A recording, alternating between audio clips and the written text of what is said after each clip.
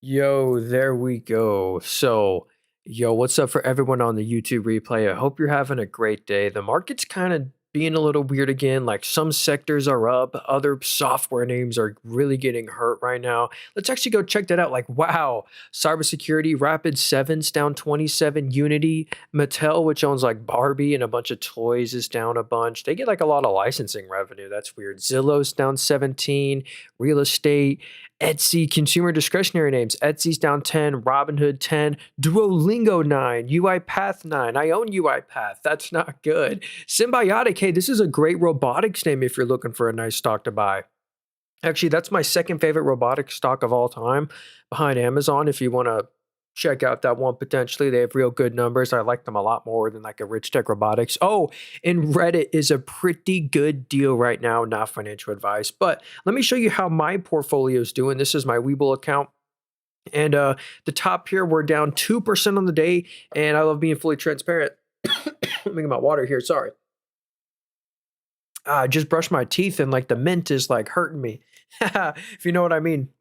But yeah, on the left there, the open profit and loss, we're only up 7.6% all time. So we've definitely underperformed the market, but here's all the stocks that I own. Here's what's up on the day. Our defensive kind of progressive is up. CH Robinson, Maine, our chicken egg commodity stock, and Iron Mountain. Yo, I don't talk about this one much because but this is a great REIT. It's a data center REIT, and they have a 3.3% dividend yield, and they have a rule where they keep their dividend payout ratio in the mid 60%, and they've had quite a run up at a new month high today. We're up 20% on them. For a boring REIT, that's phenomenal. Same with Southern Company. This is another kind of higher yielding one I've kind of been talking about. Regulated utility, 3.3% dividend yield. If they don't get at least a 3% return on their money, the government gives them that return literally for free. They guarantees them that return. That's what's kind of cool about the regulated utilities. And they're like doubling their whole capacity because of the whole data center stuff. So anyway, I do like utilities. VPU is a good one.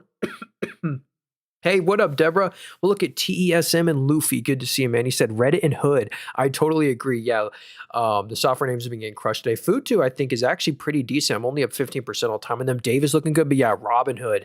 This is such a great company. And I looked at their earnings. The only bad number on Robinhood, and I deep dive into their earnings. And then let me finish my portfolio update. Actually, let me go over Robinhood real quick. This is a great stock. Their revenue from crypto transactions fell 37% year over year, which was so weird to see.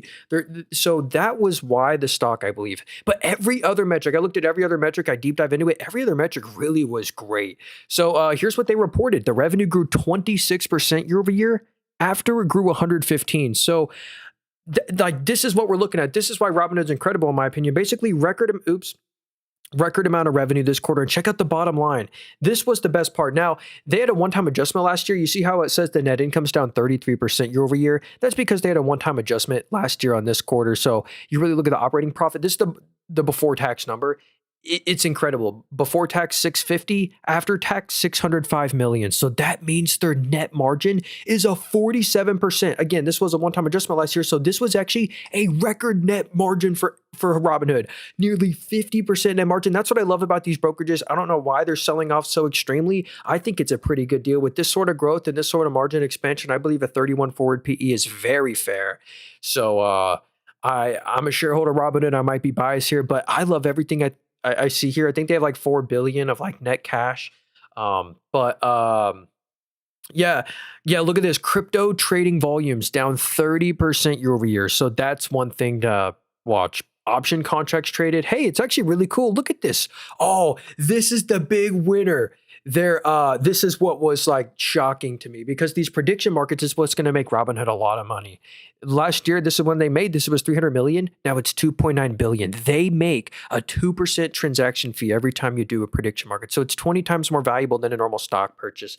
Option contracts in crypto also give them a lot of a high margin fee. So anyway, that's basically how they have a 50% net margin because they just collect high margin fees. So Robinhood, super great stock. They're kind of just falling with Bitcoin. And I actually bought today a slight bit of Weeble. So Weeble's kind of falling with Robinhood. I own all these. All these are great picks in my opinion. Well, Weeble would be the least quality one. Robinhood, Futu, are my favorite, and then Weeble, which I did just buy a little bit of today, a couple shares. So let me show you the biggest move. Now that we got some more people in here, let me show you my biggest move that I made today. I actually made a change to my buy and hold, never sell portfolio. We sold Ferrari on its massive rally. So it was my smallest position. I'm going to make a whole video about this later, but I still have nothing bad to say about Ferrari. They had incredible numbers. Well, this is like skewing the chart up. They had a monster rally. It's kind of hard to see, but the stock went from 330 to 390. I decided to sell all my shares. It's my smallest position. It was like $1,200. So I decided to move all that money into Amazon today. I loaded the boat on Amazon. I bought 6 shares. It was over $1,200, I think. Amazon's a steal of a deal. Let me get into why. So if we look at the valuation, this is what I can't believe on the right here. This is like the cheapest Amazon's ever been. The forward PE is a 26. If you're wondering what does that mean, that's basically the price to forward net income. They trade at 26 times next year's net income. And one of my favorite parts about Amazon is their cloud business. Have you heard of AWS before? They're the #1 cloud service provider by market share in the world. And this does over 128 billion of annual revenue, or that's what it was for the full year 2025. Just this quarter, it was 35 billion. And at this growth rate, what's it going to be the same time next year? It grew 24%, after grew 19, after grew 13. So actually the AWS growth is growing. So that's incredible. And all their other businesses too. So check out the revenue growth. Like this is what's incredible at Amazon. Like law of large numbers, it's hard to already grow 200 billion in revenue, but they're still doing it. Like every quarter, the revenue hits a new record. And it's not just the revenue that's hitting a record, but the profits. This was a record profitability quarter for Amazon. But why is the stock selling off? Because of how much they're spending. So this quarter, they made 24 billion, but look how much they spent. 47 billion in cash from investing activity. So honestly, I don't mind. This is kind of what Amazon always does. They don't pay a dividend. They don't do share buybacks. They just invest back into the business and get good returns on it. And they plan to spend, you see how it's 47 billion this quarter? It's going to be like 55 billion every quarter for the next 4 or 5 quarters, which is just nuts. So they're going to be spending more than they're making for sure. But I have no complaints. I mean, as long as they keep growing EPS like this, cheap valuation, we see them get, like they just came out and defended like, hey, no, they're expanding it to build out more AWS. They're like, they're like, we'll get instant marginal returns whenever we invest this money into AWS. So anyway, I have so much more to say about Amazon. This is an ETF in one. They're an advertising play, a subscription play. They're like a Walmart, an Oracle, an Instacart, a UPS, all in one. They're a robotics play, a real estate play, AI play. So AWS secures multi-billion-dollar chip supply deal with STM Microelectronics. It's actually a publicly traded stock, ticker symbol STM, I believe. Maybe we can check them out. But Deborah wanted me to look at a different semiconductor stock, TSEM. Let's check this one out. Tower Semiconductor. Then we'll look at some of y'all stocks. What about Coinbase? Yeah, Coinbase is another one. Coinbase is actually copying Robinhood and getting into the prediction market. And Coinbase is, I think, adding in stock trading to their app too. So they're kind of going to be like a Robinhood. So if we look at the top here, they're a $15 billion company, nearly at an all-time high. So if you own Tower Semiconductor, congratulations, you got to be up on your money. So they are expensive on the left is 77 PE, but the forward PE is a 51. So they're going to have like a lot of EPS. Let's go actually see that. Yeah, check out this quarter specifically. No wonder the stock is at an all-time high and gapped up on earnings day right here. Analysts expected this quarter 59 cents of net income / EPS, and they reported 70. And, that's actually really good EPS speech. So it looks like the revenue is starting to recover. So that grew 6% year over year. The net income, so they are net income positive. Check that out. They're making 40 to 50 mil in net income a quarter, but it is down year over year. So we do want to watch kind of the growth come back because that means their margins are going down slightly. Let's see. Yeah, gross margins fell 6, net margins fell 8%.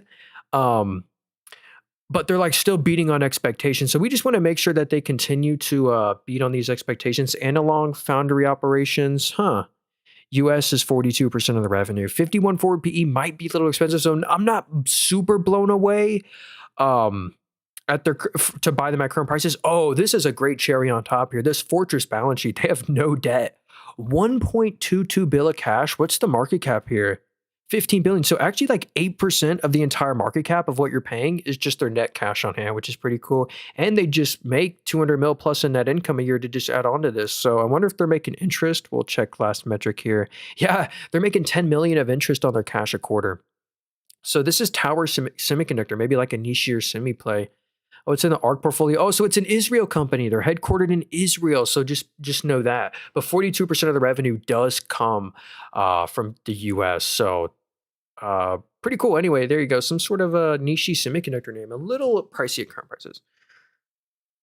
Hey, what up, bigger than all? How's it going? Tommy, what's up, man? I bought 100 shares of Amazon. Dang, yo.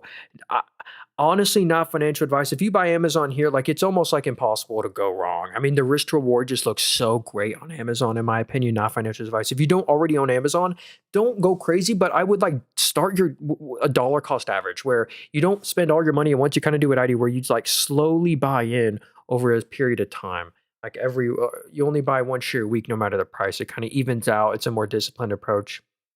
So let's look at some more here. Hey, Wassinator, what's up, dude? And Nick, good to see y'all. I'm trying to grab it at a cheaper price. I was going to ask you about Amazon. Yeah, Amazon's so great. Oh yeah, and here's my portfolio today. I actually can't believe it. I didn't finish my portfolio update. Let me do that really quickly. Yeah, here's my main account. We're down 0.6% on the day. The only thing that's up is CEG. But good news, McDonald's reports earnings in 2 hours, so that'll be fun to watch. They're pretty much at an all-time high, so that'll just be fun to see what happens. Coca-Cola reported yesterday, oh yeah, Roth IRAs at a intraday high because of mainly HCA healthcare or hospital play, one of the best fundamentals I've ever seen for a stock. So yeah, they're at an all-time high today. We're up 14%, pretty cool. But our other names like Weeble, Innodata, they're kind of struggling today. I did buy a slight bit more of Weeble. And then our Moomoo portfolio, I can't believe it. Comfort Systems, just like, I just don't know what to do. I'm not selling any shares, but they're up another 6% on the day to a crazy new all-time high. So yeah, that's been my best performer. And then Powell Industries, I believe, is also at an all-time high. Oh wait, I just clicked on the wrong stock here. Powell Industries, yeah, dang, they're up 4% on the day, also at an all-time high. So those two have been doing great. But yeah, the main move was I bought Amazon. Okay, let's look at some more here. Oh, let's do Coinbase. I think Kathy Wood owns Coinbase. You want? Let me go check. Let's go check the Kathy Wood portfolio. So she owns Tesla, AMD's, and then Teradyne. Yo, that's a robotics play that's been on fire. Wow, all-time high on Teradyne. Yeah, that's a robotics play where that business is starting to grow. So Coinbase isn't in her top 10 anymore. But Robinhood is. Then there's Roblox. But let's go pull up Coinbase right here. So they're getting into prediction market contracts, I believe. So this has kind of always been a Bitcoin proxy. Like here's the price of Coinbase versus Bitcoin. As we can see, like Coinbase has done worse, but they always like rhyme together. It's kind of hard to tell on this chart. But like as you can see, like the price of the two are almost, they rhyme together. So, but one cool thing is I think they're going to decouple from following Bitcoin price as soon as their prediction market contracts start to take off, because they did just add prediction market contracts to their app, I believe. I don't know if it's out. What is this right here? Coinbase accuses Australia's 4 major banks of denying banking services to crypto firms. Proposal new crypto market structure bill for stable coins. Well, hey, any regulation on crypto is probably good. So what is the valuation on Coinbase? On the right, yeah, that's pretty fair. A 25 forward PE. I mean, that's cheaper than Robinhood. Robinhood is a bit more high quality here. So here's a cool metric we get. This is their monthly transacting users. So not just monthly active users, but transacting users. It's 9.3 million, when the same time last year it was 7.8 million. Hey, this website, or JJ, this is a brokerage. It's in the link tree in my bio, that very first link there, if you want to get this app I'm using. It's a brokerage. But yeah, Coinbase, this one's pretty cool. The revenue grew 55% year over year. After grew 78. And yeah, 25 forward PE. So we're kind of just watching what they do with this prediction market stuff. And I think they're also getting into stock trading. I don't know if that's actually out yet, but that's just some news I heard. And that's what makes me like more bullish almost than the analysts are. So, and it's not good news. They're at a 52-week low today because Robinhood just reported numbers. Robinhood's crypto transaction revenue fell 30% year over year. So maybe that'll bode some bad news for Coinbase. Who knows? But yeah. Okay. What's your entry price for Dave? Yo, user, what's up, man? I'm glad someone's heard of this stock before. I love this company.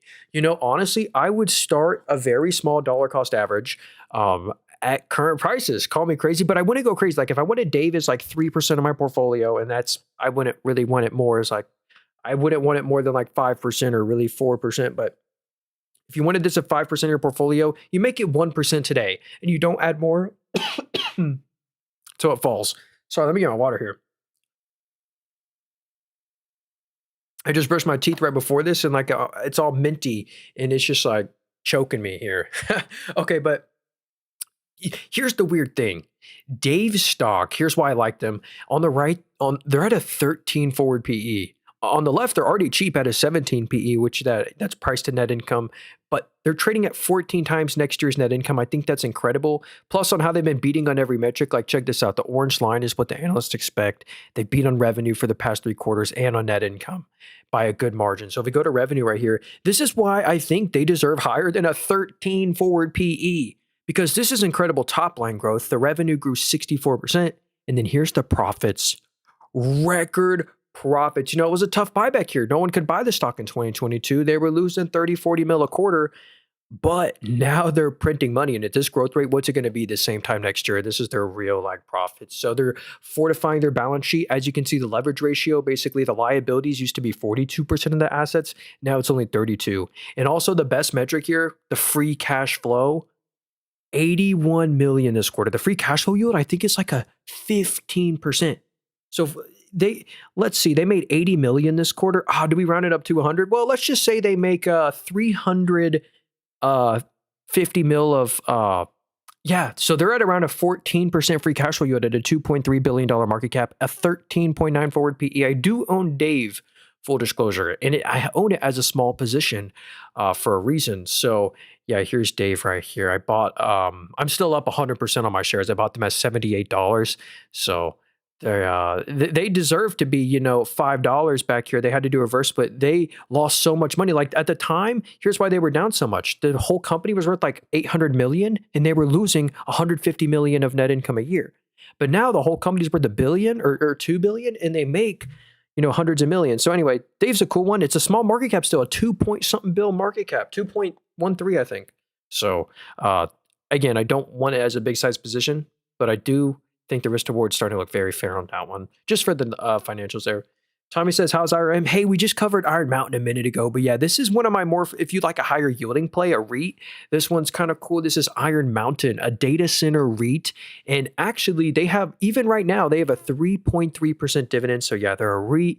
I own 4 shares. They've actually done very well these past couple weeks here. So yeah, we're up 20%. That's pretty good for a company that also gives you 3.3% of your money back in a dividend.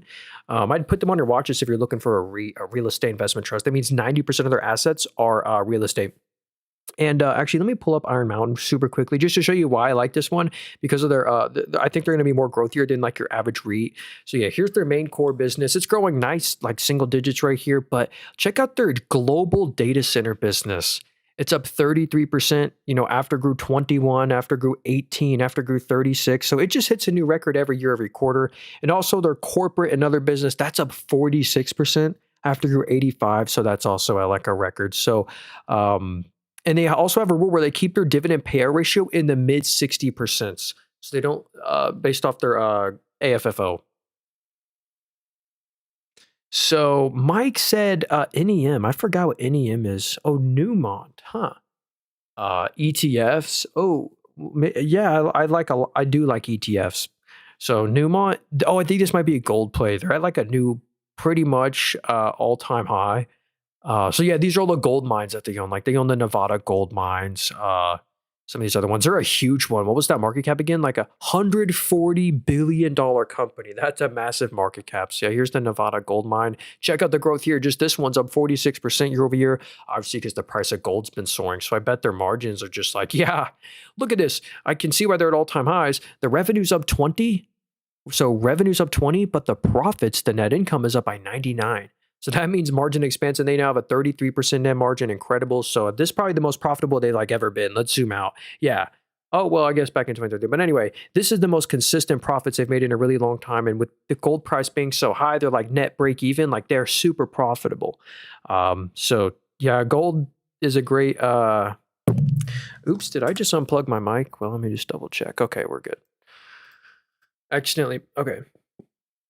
Weeble stock has been hurting my portfolio. I think it's time for a rebound. Yeah, hey, Joshua, I bought Weeble today, actually. So I always recommend, you can't really trust this one as a meaningful size position in your portfolio. They're actually my smallest position, or maybe second smallest, I don't know. But they're a very small size position. Even though they're at an all-time low, they're still pricey. Even at an all-time low, they're kind of pricey still. Like they have a forward PE. So yeah, the forward PE is a 45. And I think that that's fair. So I'm actually more bullish than the analysts are on Weeble because I am a Weeble user. If you look at the top here, this app right here is called Weeble. This is my actual Weeble account. I've been using their platform since 2022. And we've underperformed for sure. Here's my open profit and loss. We're only up 7% all time. So, don't trust me. I'm not an expert. But what I've noticed with Weeble ever since they IPO'd is they added, if you look at the top right here, it says prediction market. In crypto, it says new next to those. That's what I think is going to make Weeble a lot of money. The more people use the prediction market and crypto, that's where they collect a high margin fee. So that's why I'm more bullish than the analysts are. Like this quarter, analysts expected 137. They did 157. It was a great beat, and I think they're going to continue beating. And that's just going to help out their bottom line. Like Robinhood's numbers this quarter, they had a 50% net margin. I think Weeble's going to get there, and they're only worth $3.1 billion. That's so tiny. That's like, I can't believe it. 3.14 bill for Weeble. That seems like a good deal. Hey, thanks, Joe. I appreciate that. So UPS seems to be doing better. Yeah, they've been basically moving on a lot of the prices of the tariffs onto the consumer, and they've been paying. And here's the thing. I don't love this one. It's kind of a dividend trap. I think they'll have to cut their dividend next year. So if you look on the left, they have a 5.5% dividend. Wait, did they cut their dividend? No, they didn't. So $1.64. Sorry. They pay out $1.64. Let's go see how much the dividend cost exactly. So this quarter they made 1.79, but the 3 quarters before this they made 1.3 billion for the past 3 quarters. So they made 1.79 billion. Let's go see how much their dividend cost. So the dividend cost 1.35 billion. So as long as they're making over 1.35 billion of net income a quarter, they're good. And they're good this quarter. But the 3 quarters before this, they actually couldn't afford the dividend. So that's just something to watch there. And the revenue growth is still negative. Like despite all this, like the sales, the revenue, the lifeblood of the company, that's down 3% year over year. So we kind of want to see the growth come back. Like I can understand why UPS is, where it was back in 2017. But I can also see why it's recovering because they did beat on numbers, I believe. I don't know. Anyway, I'd be careful with UPS. I just don't love its high yield. FedEx, honestly, if you like UPS for like its business model, you'll love Amazon. And I just bought a bunch of Amazon today, like $1,200. So hey, thanks again, Joe, for the gift there.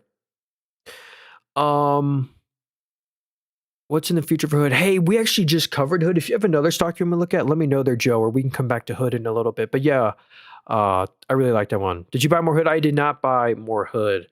Just because I'm still up, even though Robinhood's falling, I'm still up 400% on my Robinhood. It's just hard to buy more. Okay. Agent said INCY stock. I don't even know what that is, or maybe I do. So here's Incyte stock right here. From a macro perspective, is it good to buy stocks? I think it's a good time to buy certain companies like Amazon. I think is a really good deal. Meta is a pretty good deal right now. S&P Global I wanted to get to as well, and Astera Labs. Remind me to get to those. So Incyte right here, I guess that's how you pronounce it. They're a $19 billion company, and this valuation is actually something pretty interesting. They're actually really cheap. It looks like a 14 forward PE. Let's go see why they're trading at a 14 forward PE because that seems odd. That seems oddly cheap. So the revenue's up 27. The net income's up by 48. This is consistent net income. Like, wow, they're making 300 million in net income a quarter. So they have a 20% net margin. They're printing free cash flow, all green year over year growth rates. And check out how they're beating on expectations. Like this quarter, they expected 1.35. They did 1.5. I guess they slightly missed on EBIT right here, but what industry are they in? Maybe they just trade cheap because they're a bank, or what do they do? Development and commercialization of proprietary therapeutics. So I'm just completely wrong. This is a biotech company. Okay. So that's kind of interesting here. Focuses on hematology and oncology. So oncology is a big industry right now. So yeah, interesting name there. If you're looking for I like those profits there. I really do. Let's see. I sold 900 in cover calls this week on Hood. Yo, you must have made a lot of money on Hood because they usually get high premiums on Robinhood. because they're so growthy. But yeah, I think Robinhood's a pretty good valuation. I probably wouldn't sell a call at its current price or not a lot, but 37, well, I think it's cheaper than that, like a 31 forward PE. Futu, I think, is almost like a better play. They've been holding up way more better. Like we saw Robinhood way off its all-time high, like 50% off its all-time high, but Futu, it's only like 20% off its all-time high. And this one arguably has like just as good, if not better, fundamentals than Robinhood. If you're wondering what is Futu, that's actually this app I'm on right now, this brokerage I've been using. Look at the right, way cheaper than Robinhood. And a lot of these other companies, they're at a 12 forward PE. And they're a brokerage. If we go to their net income, this is the crazy part. Revenue's up 86 to a record. Net income's up 143 million. So that means their net margin is literally 50%, just like Robinhood. They make a lot of money from interest income. That's up 79. Brokerage commissions is up 90, and their other income, which is crypto, is up 112. So just triple digit growth rates, incredible. They have 20 million users. Futu is this app I'm on right now. By the way, if you want to get this app, I'm on my favorite app. It's free, costs nothing to analyze stocks and stuff. It's in the link tree in my bio, very first link there. Saw someone ask about that. But yeah, if you want to use my affiliate link tree in bio, it's a free app. I've been in Verizon for a while for a dividend play. Took some profits today. Verizon, this is a stock you buy to maximize your income. Whoa, I didn't even realize Verizon has had a massive rally. Check that out. What were their earnings? Let's go inspect that. I wonder if there's any weekly news down here. U.S. Senator accuses AT&T and Verizon of blocking Mandiant Salt Typhoon. Okay, whatever. Let's see. So this is a stock you mainly buy to maximize your income. They're up great this past 2 weeks. But if you go to the monthly chart, Verizon is actually lower than it was in the year 1998. So you bought the stock in 1998. It's the same price that it is today. But here's what you do get with Verizon. You get a pretty safe around 4.5% dividend yield. Looks like the dividend, did they cut the dividend? No, or I don't think so. Oh, it just hasn't loaded in this last quarter. Okay. But you get a 4.5% dividend yield, and it does appear to be safe. Let's go inspect that. So they must have had a one-time adjustment, because since the net income was only 2.4 billion, that must be a one-time adjustment, I'm guessing. So Verizon usually is always making, we'll call it 5 billion in net income a quarter. We'll give them the benefit of the doubt. They make 5 billion in net income a quarter, and the dividend cost every quarter 2.9 billion. So as long as they're making over 2.9 billion, the dividend is safe. But the bad part is they have a lot of debt to pay, and it's going to take like literally, I think it's like decades of their payout ratio is pretty high, but for the retained net income, it will take a long time for them to pay off their 100 billion plus of debt. So, but you're not going to outperform the tech-heavy S&P 500 buying Verizon, but it's to maximize your income. But yeah, I think that was a pretty nice call, taking some profits there, Joshua. You can move that into like something with more growth, like in Amazon. They're launching their Juniper satellites. I think they just got approval for that. Amazon to expand same-day prescription delivery to 4,500 cities. That's pretty cool. That's not good for hims and hers. That's like direct. Wow. Okay. Crazy 200 billion CapEx plan for just 2026.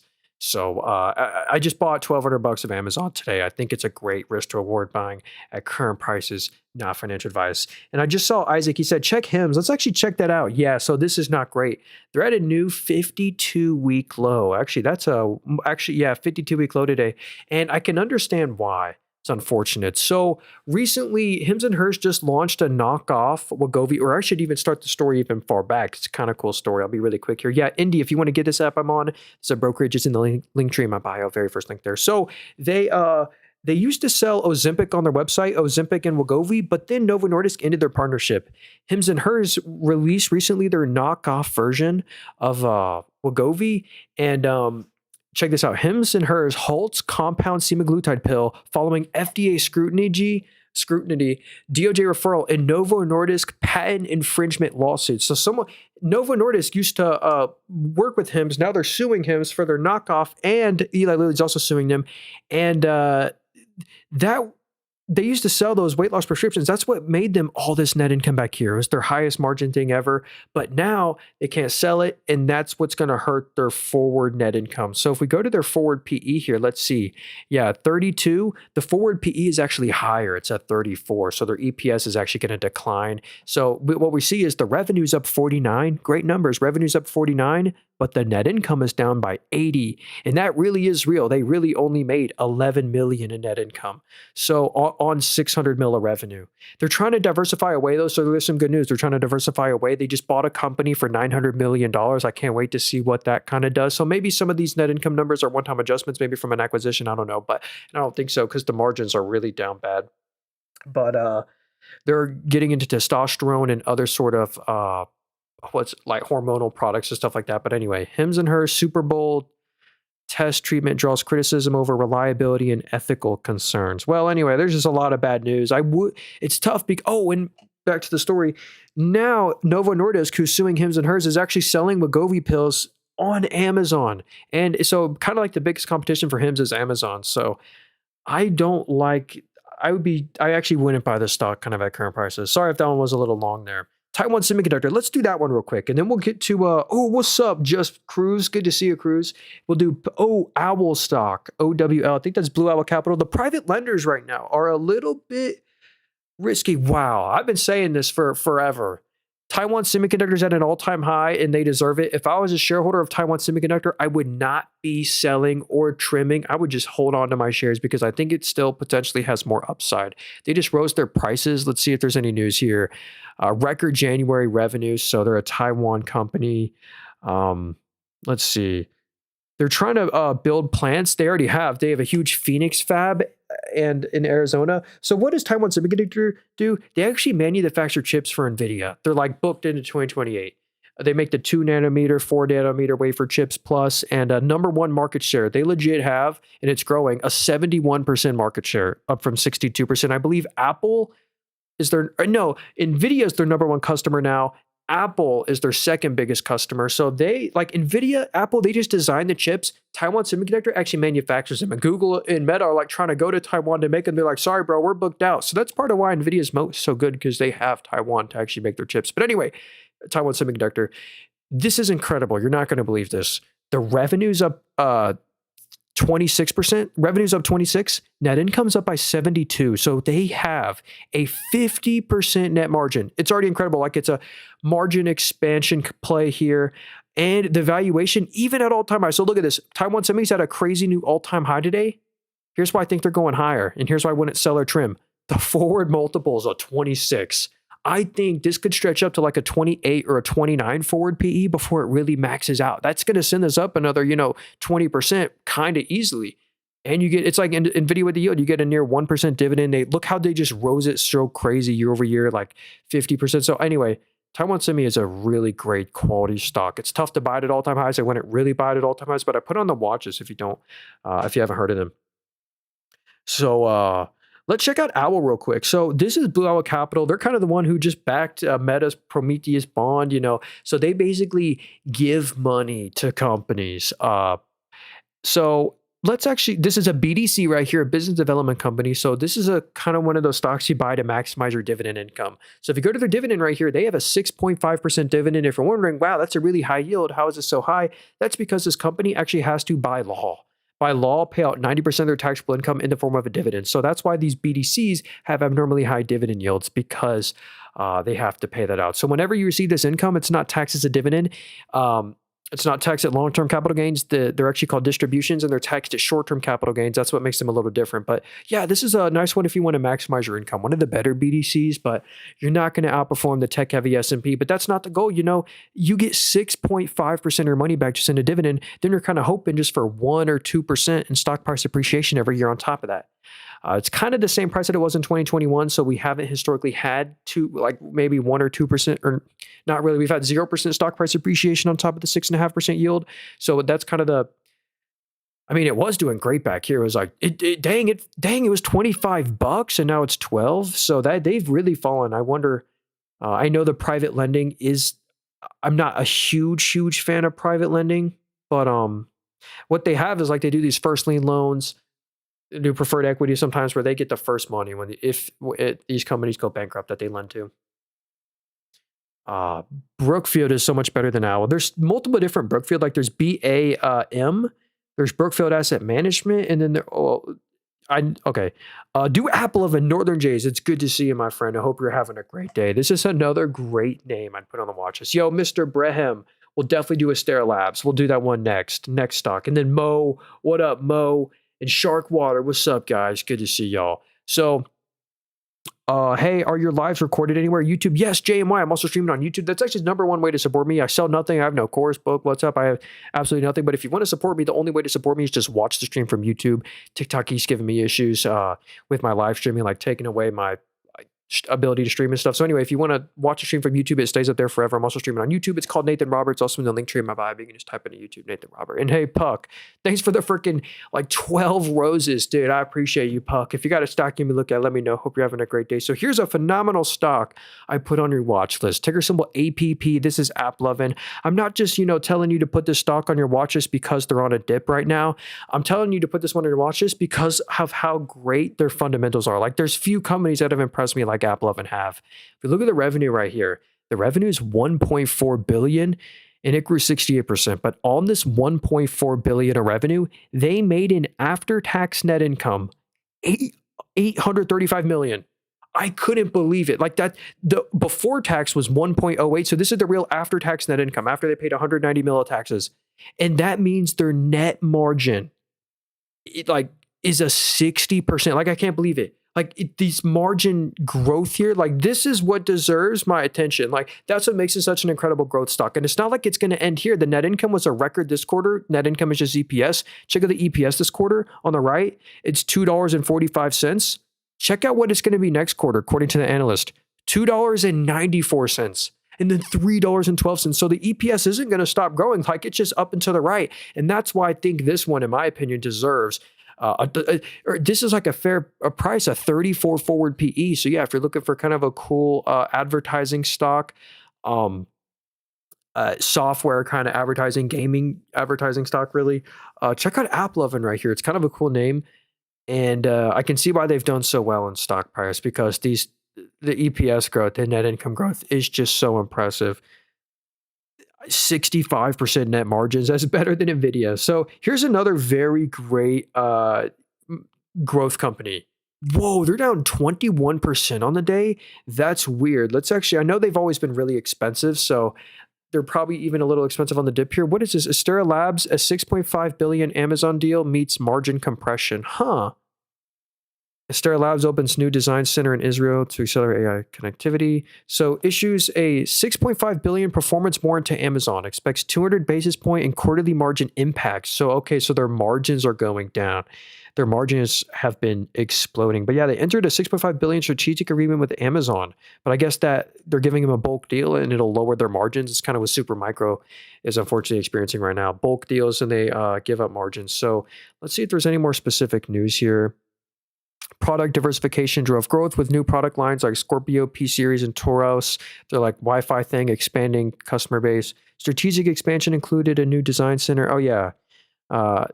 Targeting. Okay, let's go look at their actual numbers because this is what we wanted to see. So they beat on revenue. Analysts expected 249. They did 270. They slightly missed on net income, which is EPS. So maybe that's the margin thing they were talking about. But their EBIT beat, earnings before interest taxes, that's incredible, 100 million. So this is what I've always found so impressive about Astera Labs, like how fast they're growing. Their revenue's up 92. After it grew 180, like it's a record revenue quarter. Like at this growth rate, like what's it going to be at the same time next year? Like this is when they IPO'd. We can't go any further back. Insane record revenue, and not just record revenue, but record net income. Check that out. It's up 82% year over year. So they really are making, well, they're still expensive on a forward PE, I'm assuming. Yeah. So 86 forward PE might be still a little pricey even on the dip here, but I still really like this name. Like if we go to their balance sheet right here, this is another great like cherry on top, huge safety net, takes a lot of risk off the table. The fact that they have no debt, they don't owe anyone any money. They have $1.2 billion of cash, and a lot of that is a billion of that is in short-term investments, which is these 1 to 3 week treasuries. So that means they're earning interest on their cash. So that billion of cash made them 12 million in positive interest. There's a lot of companies right now that have so much debt, they're accruing a lot of interest on their debt, but they're making positive interest on their cash because they have no debt. Kind of cool. And that just helps out their bottom line. So well, that may be really pricey. I certainly would not be selling. If I was a shareholder, I would not be selling. I'd actually look into them. Hey, what up, Catherine? What was the last one? Hey, I forgot what stock we're looking at there, but you can scroll back there on YouTube. Hey, Koino, Koino. Dude, thanks for the 11 gifts there, the 11 cats. I really appreciate that. And hey, Puck, of course, if you had a stock you may look at, let me know. Okay, let's check out some more here. Hey Nathan, got into LCRX and GLW finally at the dip, seeing some good growth. Hey, you must be doing great with Corning. GLW right here. They do two things. They make the Gorilla Glass for iPhones. So Apple's a big customer here, and they also do these fiber optics. And right now it's in such demand because of data centers. So check this out. Corning secures a $6 billion multi-year partnership with Meta for AI data center fiber optic infrastructure. So I love these infrastructure plays. What did this say right here? Corning develops co-packaged optics technology in partnership with NVIDIA for AI servers. Pretty cool here. So yeah, kind of like an AI infrastructure play, kind of just one of the kind of almost picks and shovels play here. They just benefit no matter what. They have a 1% dividend, but they're expensive, a 44 forward PE. But the reason they're doing so well is because of all the positive news, that Meta deal. I remember that the Meta deal sent the stock up like crazy, and then earnings were good. So anyway, the margin has been growing like crazy, and it's only going to be better in the future. The revenue grew 20. So Corning's revenue grew 20. The profits, the net income grew by 71, which means there's margin expansion, obviously. So pretty cool. I really like Corning, but I wouldn't buy it today. I actually like Amphenol. I'm actually so close to buying a share of Amphenol. Oh, wow. They're actually almost positive on the day now. So actually, I just bought a share of them, 3 days ago at 128, kind of been dollar cost averaging on Amphenol stock. Another connectivity play. They're a little cheaper, 31 forward PE. So, Micron. What up, Gabe? You said Micron stock. Yeah, this is one of the memory shortage beneficiaries. So they're up 10% on the day. Let's see if there's any news. I know they're saying like this memory shortage going to last till like 2028. Let's see. NAN expected to rise 40%. Yeah, basically memory prices expected to rise 40% just in Q1 2026 as Micron crucial shutdown intensifies supply concerns. So as the supply, the prices go up. So Alphabet announces capital to double, boosting semiconductor outlook. Yeah. So let's go see how Micron's doing. Here's why I think this one, even though they've had such a crazy run up, I don't think they're going to stop. I think they're probably going to hit a new all-time high in the near future. Not financial advice. I wouldn't really buy it today. But if I was a shareholder here, I wouldn't be selling because I think it's going to go higher kind of easily. If I was going to buy it by a super small amount. But if you look on the right there, the forward PE is the most impressive part. They're trading at 10 times next year's net income. So check out just the EPS expectations. Like this quarter was already a good beat. They expected 380. They did 460. But next quarter, it's going to be 820. And then 950. So the EPS is literally going to go from $1.68 to 950. It's going to be unbelievable, the growth that they're going to see. So that's why the forward PE is literally a 10. That's where they get this from, using these orange numbers, and usually they beat slightly. So yeah, record profitability on Micron, and it's going to double. So they're going to be making like 40 bill of net income a year, and they're worth 460 bills. So yeah, wouldn't buy crazy today. Maybe if there's some black swan fixing of the memory shortage, something. I don't think so, but yeah. CRDO. Let's check that one out. Then we'll do thoughts. SRFM. I don't know. It says Surf Mobility. We'll check that one out too, I think, Luke. And then we could do Adobe and some of these other names. So here's Krato Technology. This is a really cool, another like AI beneficiary here. I love Corning, but it is expensive. Yeah. Hey, what's up, Looney? Shout out to member Looney. Good to see you. So Krato Technologies right here. They have impressive growth. Check out the past 4 quarters in a row. It's over triple digit growth. record sales this quarter. The revenue was 268 million, and on this 268 million of revenue, they netted and kept 82 million. That's the impressive part. So both metrics are growing: the revenue, the net income, the cash. So they're retaining all this net income. So check out this balance sheet right here. Fortress, no debt. They don't owe anyone any money. And I think free cash flow has exploded too. Yeah, free cash flow the past 3 quarters have been insane. So in beating on expectations, that's the orange line. They beat on revenue, and it's going to go from 170 to 407 million in 2 quarters. Like, that's going to be another continuing triple digit growth rate to the sales. Same with EPS. It's going to go from 20 to 68. So they're going to be doing like $3-4 of EPS a year. So let's see what the forward PE is. So, wow. Right now, it looks really expensive at 109, but then you look at the forward PE, it's not too terrible for the growth that they have, just getting profitable. A 42 forward PE. Now, do beware, a lot of the revenue does come from other countries like Hong Kong and China. Especially China is 70% of the revenue. So maybe that's some risky news there. So the US is 15% of the revenue. I wonder how that changes versus like 2023. Let's check that out. It's kind of the same here. Oh, the US used to be 24% of the revenue. And I guess it's shrunken down to now 14%. Oh, well. But that future growth outlook needs to be rewarded because that was impressive. Oh, and Teradyne. Hey, what up, Jim? I wanted to get to TER2. I think that's like a robotics play. What I want to SRFM. Let's do this one really quickly. I don't really remember this stock right here. Surf Air Mobility. Yeah, very risky name here. If you look in the top right, yeah, we really shouldn't even cover this name.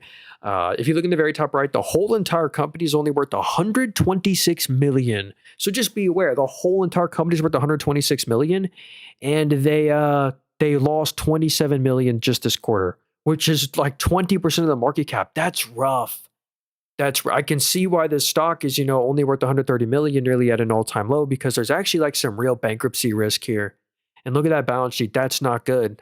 They have twice as many liabilities as assets. How are they going to pay off all this debt when you lose, 20 more plus new million in net income a quarter? It's just a tough scenario, and I wouldn't really want to trust my money in this name. But it could be a fun short-term swing trade, day trade, but I don't think this is the kind of stock you want to buy and hold forever. But again, could be a fun swing trade or something, but that's just not what I like to do. But I didn't even look at really what they do. I guess for the fun of it, I'll be really quick here. Let's see if we can view their website just to read. Advanced transforming air mobility through AI and electrification. Surf on demand. Is it like renting a jet or something? 5,000 public. Some sort of, airport thing. I guess it says it's an airline, low altitude economy play. So I'm not a big fan of the whole airline industry. Usually they get smoked in a recession, but maybe they cater to like the more higher net worth people, and maybe that's more I don't know. I just don't like those net income losses. I'd stay away, sadly. Hopefully that was somewhat helpful there. If you have another stock you want me to look at, let me know. They're probably a better market cap one. We'll check it out. So here's Teradyne. They're at an all-time high today. I mean, just incredible performance. Let's see why. Is there any news? Teradyne announced its joint venture with Multilane for AI data testing solutions. So they reported strong revenue. Let's see what they reported. So yeah, they do semiconductor tests, but then they have this robotics division.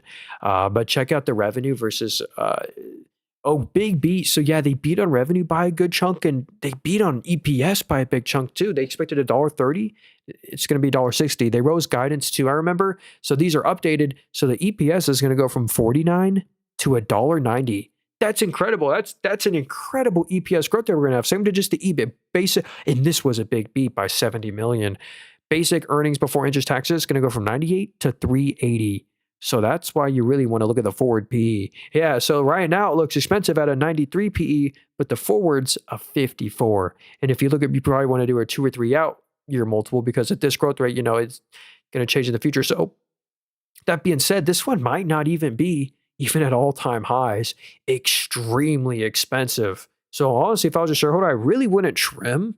I mean, maybe a slight trim, but I definitely wouldn't fully sell out of this company. I do like their future. And they print net income every quarter. Is that record net income? Yeah, look at that. Well, I guess, I didn't know it was so good in 2021, but it's the highest it's been in years this quarter. And the expectations is going to 300 mil. So anyway, congrats if you own that one. expensive though. I probably wouldn't. I would not buy it today if I didn't previously own that one. But it's maybe I'd put it on the watch list. It is interesting. I also saw Symbiotic. Oh, Tommy said, "Are you going to buy into Microsoft?" I don't think so. I just spent all my money on Amazon, so I think I'm gonna sit out of Microsoft for now. But honestly, if someone just gave me money, just said new stock to buy right now, I'd pick Microsoft. Actually, let me go over this one really quickly. Oh, and then my bad. We'll get to the airline company looks like a penny stock. Yeah, that's what I was thinking, Chris. Yeah. And then we'll do AMAT and Agilent Technologies. Hey, AWEM, can you give me the ticker symbol for Agilent stock? And we'll check it out for you. Someone said what app you're using. Yeah, hey, if you want to get this app I'm on, it's actually a brokerage. It's actually in the link tree in my bio, the very first link there in the link tree in my bio. I love it. It's free brokerage. But let's see right here. Microsoft explores high temperature superconductors for data center power systems. OpenAI reports ChatGPT weekly users exceeds 800 million, pursues up to 100 billion funding round. Oh yeah, Microsoft is, and I think going in with Amazon to buy. I think Microsoft already owns a huge chunk of OpenAI. So check this out right here. They have three main businesses. I love it. This is their main software business. A lot of software names have been getting crushed, but check out, this is, Excel. The Super Bowl ad, I saw their Excel Super Bowl ad. I'm like, Microsoft, you could have done better, but they did a Super Bowl ad for Excel. But, all the Office products, all those subscriptions, software subscriptions is this business right here. It's growing phenomenally. It's up 16%, after grew 13, after grew 52. So they're just on a streak of growth, and not just their productivity software, but their intelligent cloud. Their Azure cloud grew 29% year over year, record revenue quarter. So I love their cloud business. And they had a one-time realization. They actually sold a little bit of OpenAI and realized some gains on it. So their net income was artificially high, just by I think it was like $4 or $5 billion. So they didn't actually make 38 billion, but they made around 31 billion in net income before that, I think. So it was a record quarter for Microsoft. But one thing setting the stock down is how much they plan to spend. So you see how right now, this is how much you spend every quarter. It's like 20 to 30 billion. Well, they plan to spend $50 billion for the next 4 quarters in a row. So they're going to be spending a lot more than they're making. So it's just like all these companies right now are spending a ton of money. They're trying to build their AWS. So whether or not they spend the money, like Microsoft's a good deal at right now's price, not financial advice. Like I can't believe this. For the behemoth Microsoft, their forward PE is a 22. I mean, I'm shocked. That's such a good valuation. Morningstar has it at a 5-star wide moat. You can't bet against Microsoft. It's not financial advice. If you buy it right now, you should just get 8 to 10% of your money back every year for the rest of the time, or whatever the S&P 500 is really doing. They're so quality. They're saying AI is going to hurt software and AI is going to hurt Microsoft, but Microsoft owns 49% of OpenAI, or a little bit less now because they just took some gains on them, but they still own a bunch of OpenAI. Atara Bio. Yeah, hey, AWEM, can you give me a ticker symbol? Oh, we found, okay, I see the stock you're talking about. Let me go over this one really quickly. We'll get to that one. Shout out to member Looney. He said this one a while back and I never got to it. Applied Materials, yeah. Another AI beneficiary here. As Microsoft, Google, Meta, Amazon spend so much on AI, the whole AI ecosystem tends to benefit. So this one's at an all-time high. Let's see if there's any sort of news here. Winbond Electronics to purchase semiconductor equipment from APLD for, that's a lot of money. Well, anyway, let's go look at their actual numbers. So they are expensive. Obviously, they're expensive because they're at an all-time high. So the forward multiple is at 36. So I'm not too happy about buying it at current prices, but I can see why they're at an all-time high. Yeah, so huge semiconductor play, semiconductor systems, global services, and they print net income. If we go down here, easily, 1.9 to 2 billion in net income a quarter. It's kind of been flat for a while, but it's just consistent net income. And I think there's going to be a nice earnings tailwind as all these companies just spend more. Maybe it'll, bring more demand for their products, and you get a nice yield of 0.5% dividend yield. So I don't know if I go crazy buying it today. I don't love its current valuation, but I can see why they're doing so good. And here's where the revenue comes from. Check that out. China's 30% of the revenue. Taiwan's 25, Korea's 19. So actually, this is almost like a more international semiconductor play. The US is only 10% of the sales. So there you go. There's Applied Materials. Hopefully that adds some nice context. What time do you start and what days do you do this? Well, it's kind of, I usually stream around 12. It's always around 12 or 1 p.m. Just call it 1 p.m. I try every day, but some days I do miss. Like I missed yesterday. But yeah, I usually stream every day around 1 p.m. Um, all right. Let's see. Let me do Adobe real quickly for Gabe here. And Flim Flim, remind me, I want to get to ATRO as well. And then we'll do Atara. I just bought one share of Amazon and Uber. Hey, nice, Eric. I just bought a bunch more Amazon today. I think you can't go Uber. Eric, when we go over Uber, I'd love to go over Uber stock. I love that one. Incredible. In movies, what's up, man? Okay, so here's Adobe stock. This is one really being hurt by the AI thesis at a new all-time low or multi-year low today. They just continuing like this other software names like Microsoft's kind of recovered or some of these other software names have kind of recovered, but not Adobe. New 52-week low today. So let's see if there's any news. So software sector faces broad AI disruption threats to traditional SaaS business models. So Adobe increases advertising budget to 1.4 billion to address the AI concerns. That's a lot of money on advertising, 1.4 billion, but it could potentially save the sentiment and save their products and bring them a lot more revenue. Here's what's kind of crazy. Well, here's the thesis. Here's why the multiple is collapsing. They're not falling right now because they're missing on numbers. Actually, every quarter for the past 4, 5, 8 quarters in a row, they've beat on every metric by a good margin. Like, they look at these EPS beats. They're beating on every metric. But it's just the sentiment around Adobe. Like, think about this, like in 10 years from now, will we need Adobe? Will we need Photoshop? Will we need After Effects? If we can just, ChatGPT, Google Gemini, create us a thumbnail, create us a logo, or like, you give it a bunch of your old photos data and it can just generate a new thumbnail or whatever. Maybe the use for these products will still be there, but the demand will be way less. I don't know. Or maybe it'll be very commoditized and the prices will go down and they'll have to trade it away lower multiple. Who knows? But I really think humans are always going to need the final touch on AI. I use Photoshop nearly every day. I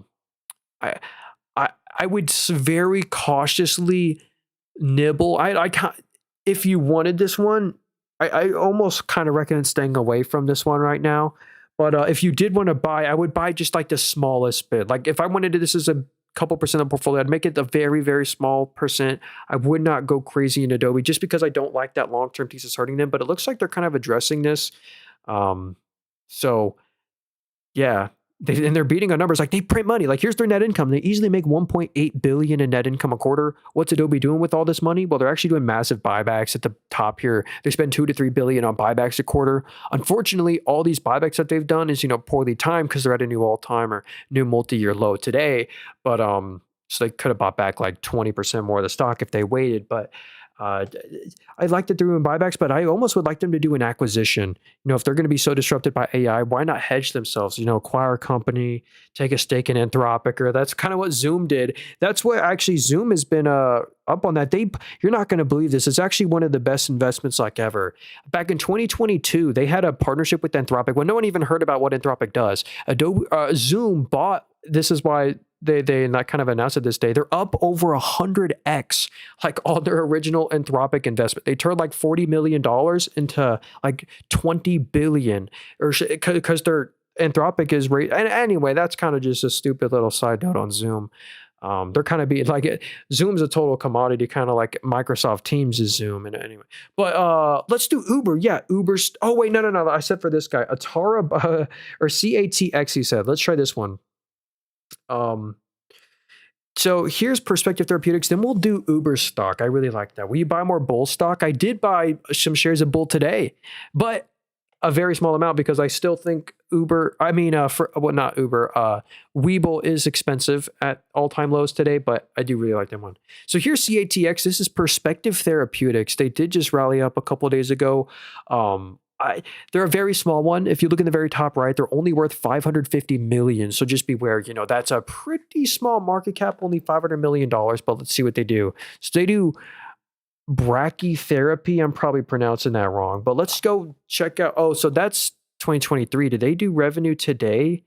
So no, they used to, the last quarter was in 2024, they did 300K of revenue and now it's zero. So they have no revenue right now. The sales are zero and they lose. So this is why there's kind of some high bankruptcy risk here. They lose 20 to 30 million in net income a quarter. And when the whole entire company is worth, 550 million, losing 100 million a year is 1/5 of the entire company. So there's actually like some real bankruptcy risk here. But, whenever you lose net income, that money has to come from somewhere. So look what that's done to their cash pile. The assets, basically their cash goes down every quarter. Luckily, they have like no liabilities, no debt, but so they can afford some net income losses for a little while longer. Like, look at their cash. Look how it's gone down every quarter. It was 267, now it's 170. So I don't love that one just because of the fundamentals look a little risky. They have no revenue right now. They're a revenueless company. So here's one I do really like their fundamentals of, and actually I really like it. Uber. I didn't realize they were struggling this much. They're at a new like 52-week low, or is that 52-week low? Pretty much lowest they've been in like 10 months. So let's see if there's any news here. Baidu Uber partner with Dubai RTA to launch Apollo Go autonomous ride service. So hey, that's kind of cool. Uber to acquire Getir's Turkey delivery portfolio for 435 million. Uber partners with WeRide to deploy 1,200 robo-taxis across Middle East. Look at all these partnerships. These are all like within the past week. Uber partners with Baidu to launch Apollo. Yeah, we just read that. So this is nothing. Uber ordered to pay 8.5 million in fine. That's nothing because they make just a free cash flow 2.8 billion this quarter. So here's why I love Uber. So their main ride-sharing business, mobility, is up 19%. After it grew 26, after it grew 37. So even though the pandemic's over, post-pandemic boom, they're still having the boom in 2025. And it's not just this business, but they also have this huge delivery business where it's not just like Uber Eats, but businesses can actually send like tools and stuff. We've actually used that like to other dealerships. Like you can just use it as almost like your own UPS. You can just send a package from one place to another if you don't have the time. Or they have this delivery business that's up 29%. After grew 19, after grew 6. So the growth rate over here is growing as well. Everything looks great on Uber. The free cash flow was 2.8 billion. They're making in net revenues 14 bill. And this was a one-time adjustment. They actually had a record profitability this quarter. Record net income. And that's why I love Uber. They had a total one-time adjustment to their net income. It says they only made 300 million. They had a total one-time tax charge. Like the actual profits before tax, before interest, 1.7 billion. Incredible. Free cash flow is 2.8. I'm at actually buy Uber. So that actually makes their forward multiple. Let me pull this up actually. Forward PE's a 21. Very fair for Uber. Such great news here. And they're also the largest shareholder of like Grab. Yeah, here's their active users. You can see it's at a record right now. This is their monthly active consumers, 202 million record. So yeah. Rideshare platform usage expanded significantly with trips up 22%, monthly active consumers exceeding 200 million, cash flow metrics improved. Yeah, free cash flow was phenomenal. Plus all these new partnerships, they can afford to like take all these stakes and acquire businesses and stuff because they just print money. Tragon said I wouldn't touch Adobe until there's a clear upward trend. Yeah, maybe wait till it bottoms out. All right, so what's this next one? I might be a little behind here. Sorry if I'm missing some names. Short term, they are good because they're making money replacing employees with AI. But what do you think for the long term? Oh, Amazon stock? Are you talking about, Piggy? I'm not too sure what stock you're talking about there, but yeah, I'm very bullish on Amazon. Maybe they could replace, they have a huge robotics, like in their warehouses. They just have like robots working 24/7, moving stuff around where they already like replace workers. But yeah, Amazon, like they could benefit, like let's say autonomous trucking, like autonomous delivery becomes a thing. Like Amazon could benefit from that, save a lot of employees. Anyway, I love them. Autonomous driving cars and anyway, Amazon's a big robotics play. They have a lot of patents and stuff. So Brandon, Zero, what's up, man? It said FTAI. Let me pull up FTAI. Then we'll do PGY, PLBY. Uber is at Liberation Day lows. Dang. That's crazy. Look at Lyft earnings. Ooh, let's do Lyft too. And what up, Narc? Good to see you, brother. What's up? And do Symbiotic. Yeah, okay. ATE says, sorry, we got like a list. We're going to be live for another like 30, 40 minutes. So we'll definitely check out all these. So FDAI Aviation, I can understand why this stock is at an all-time high nearly because they still aren't super expensive. Oh, actually, they kind of are. I thought they were at like a 32. Well, that was the last time I looked at them. They've just like gone up so much. They're at a 41 forward PE, certainly cheaper than their current PE of a 61. But yeah, they're a big aerospace and defense play. Aerospace products revenue growth is unbelievable. This is what's leading to all the stock price appreciation. And as you know, with all the war fears and geopolitical tensions rising, a lot of these aerospace and defense names, like the US spending like 500 billion on the Golden Dome to all these US companies and stuff, they're benefiting from that as well. So yeah, they're a huge aerospace and defense beneficiary. So the revenue's growing very nicely. And I believe, yeah, they're already net income positive. You really look at the operating profits, which this is at a record, pretty much record profitability this quarter. So actually, I really like this name, but they are expensive at all-time highs. But we can see the revenue is supposed to go from 502 to 761. EPS too is supposed to go to $1.50. So everything, yeah, EBIT, well, it's supposed to be a record. So I really like this one, but expensive at current prices. But kind of all the aerospace and defense names are. Is Uber catching a falling knife? I actually don't think so. I think Uber is a knife to catch right now as a very, like, you don't buy it crazy. You know, you start the small dollar cost average. You know, if you wanted Uber as 5% of your portfolio, you don't make it 5%, but you make it 1% today. I spent massive amounts of money on Uber, an offensive amount of money on Ubers. Yeah, exactly. Every time if you're a shareholder of Uber, every time you do a Uber Eats delivery or something, you'll feel better about it because you own the stock too. I do think that, you know, Waymo's coming for Uber, or I don't know, just like an autonomous driving service. There is competition to just be aware of on Uber, but the valuation and the profits they make are too cheap. And they're a big international play with the Grab acquisition. So let me pull up Symbiotic for Locker here. Appreciate you, man. He said Symbiotic. This is my second favorite robotics play of all time, right behind Amazon. Amazon's my favorite, but Symbiotic's a close second because they have incredible growth. So they are a big warehouse robotics company. This is also a pure big warehouse robotics company. And their number one customer is actually Walmart. They're helping out Walmart and all of their big warehouses with their logistics. So Walmart actually loved them so much that Walmart decided to buy the company. They own 12% of all the shares. So I've looked at a lot of robotics names like Rich Tech Robotics, Serve Robotics, like they just have no revenue and no patents or anything, no real like revenue. But this one has real revenue to them. Record revenue this quarter, grew 30% year over year. So just incredible numbers here. I think they own over 1,500. Yeah, they do have over 1,500 registered patents. Yeah, they're helping out Albertsons, Walmart. Oops. I actually want to pull up a quick image of these robots. Yeah, so actually that's just one of their models. They have a bunch of these I want to go to their investor presentation if I could. But yeah, anyway, they do the warehouse automation. They have the software and everything for it. So pretty cool robotics play. It's like a real one with real revenue, real partnerships, real practical use. So I really like that one. Like I'd stay away from kind of an RR. Did you? Yeah, I meant to ask you. Yeah, I looked up ATEC. I can't find that stock. Let me know which one you're talking about. Are you talking about Alpha Tech right here? I think you probably are. Let me know if this is the stock you're talking about. There were like multiple ticker symbols with that name. I don't know if you're talking about the Australian one. My bad there. That's my fault. Thanks for telling me. So, real quick, Brandon said PLBY. I don't think I can say this word on TikTok just in case, but if you look at the top left, you've probably heard of them before. But let me actually, I don't even think I could pull up their website. But what do they do? Helps consumers, helps them look good, feel good, and have fun. Okay, that's the business model. So leisure is the industry here. So DTC, direct to consumer. So that's not much revenue. How's the total revenue growing? So here's their revenue. So definitely down from 2021. It boomed there. Revenue, the growth, the lifeblood of the company, the revenue's down 1.5% year over year.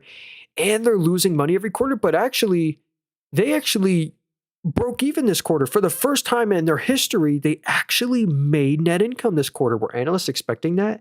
They were, and they're actually supposed to go net income positive for the next 2 quarters in a row. So they're actually at like a inflection point where potentially for the rest of time, maybe that's why the stock has gone up so much, where they're actually going to be making net income for the rest of time, which is very important because, you know, that's not a good balance sheet. Same amount of liabilities as assets, as they can finally start paying down these liabilities if they're making net income every quarter. So, yeah, we definitely want to see them. My goodness, hold on here. Okay.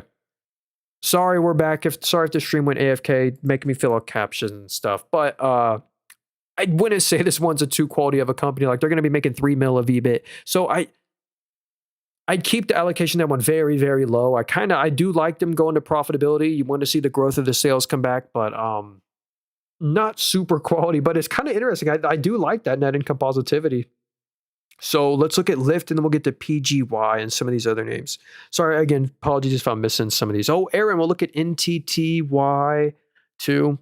Um, and then we'll do a ATEC as well. So, or if you have another ticker symbol you want me to look at, Jerry, let me know. Just give me the ticker and we'll check it out. So here's Lyft right here. This is like an Uber competitor. Now they're kind of like a pure ride sharing one where like Uber has Uber Eats and stuff. I don't know if Lyft has like a food delivery thing, but let's see. Lyft plans autonomous vehicle deployment in US and overseas market in 2026. It's actually pretty cool. Lyft launches teen accounts for nationwide and enhanced safety features for passengers. Okay. Let's actually revenue miss due to settlements. Okay, so they had a one-time settlement charge or something like that. Wow, I kind of just didn't even realize the stock is down 17%. You're right, I am shocked here. Dang, they're down 17%. Maybe let's go look at their number here. So yeah, look at that miss. So revenue expected was 1.7, but they only made 1.59. And at first glance, that's bad. Like it's definitely bad. But it's good to know that context of maybe some of this was hit by a one time, I guess they're saying here, revenue missed due to settlements. I wonder how much. 161 million in legal settlements. Okay. Well, anyway, they beat on their EBIT, earnings before interest taxes. So they did beat on that, which is good news. So yeah, the revenue growth did slow. The revenue's only up 2.7, so that's not great. Looks like the revenue growth did slow down. And the actual profit, so yeah, here's the bad news. 2.7% revenue growth, and the profits went negative this quarter again. I think it was because of that one-time charge there, but it's just not great. I do prefer Uber as the better buy here.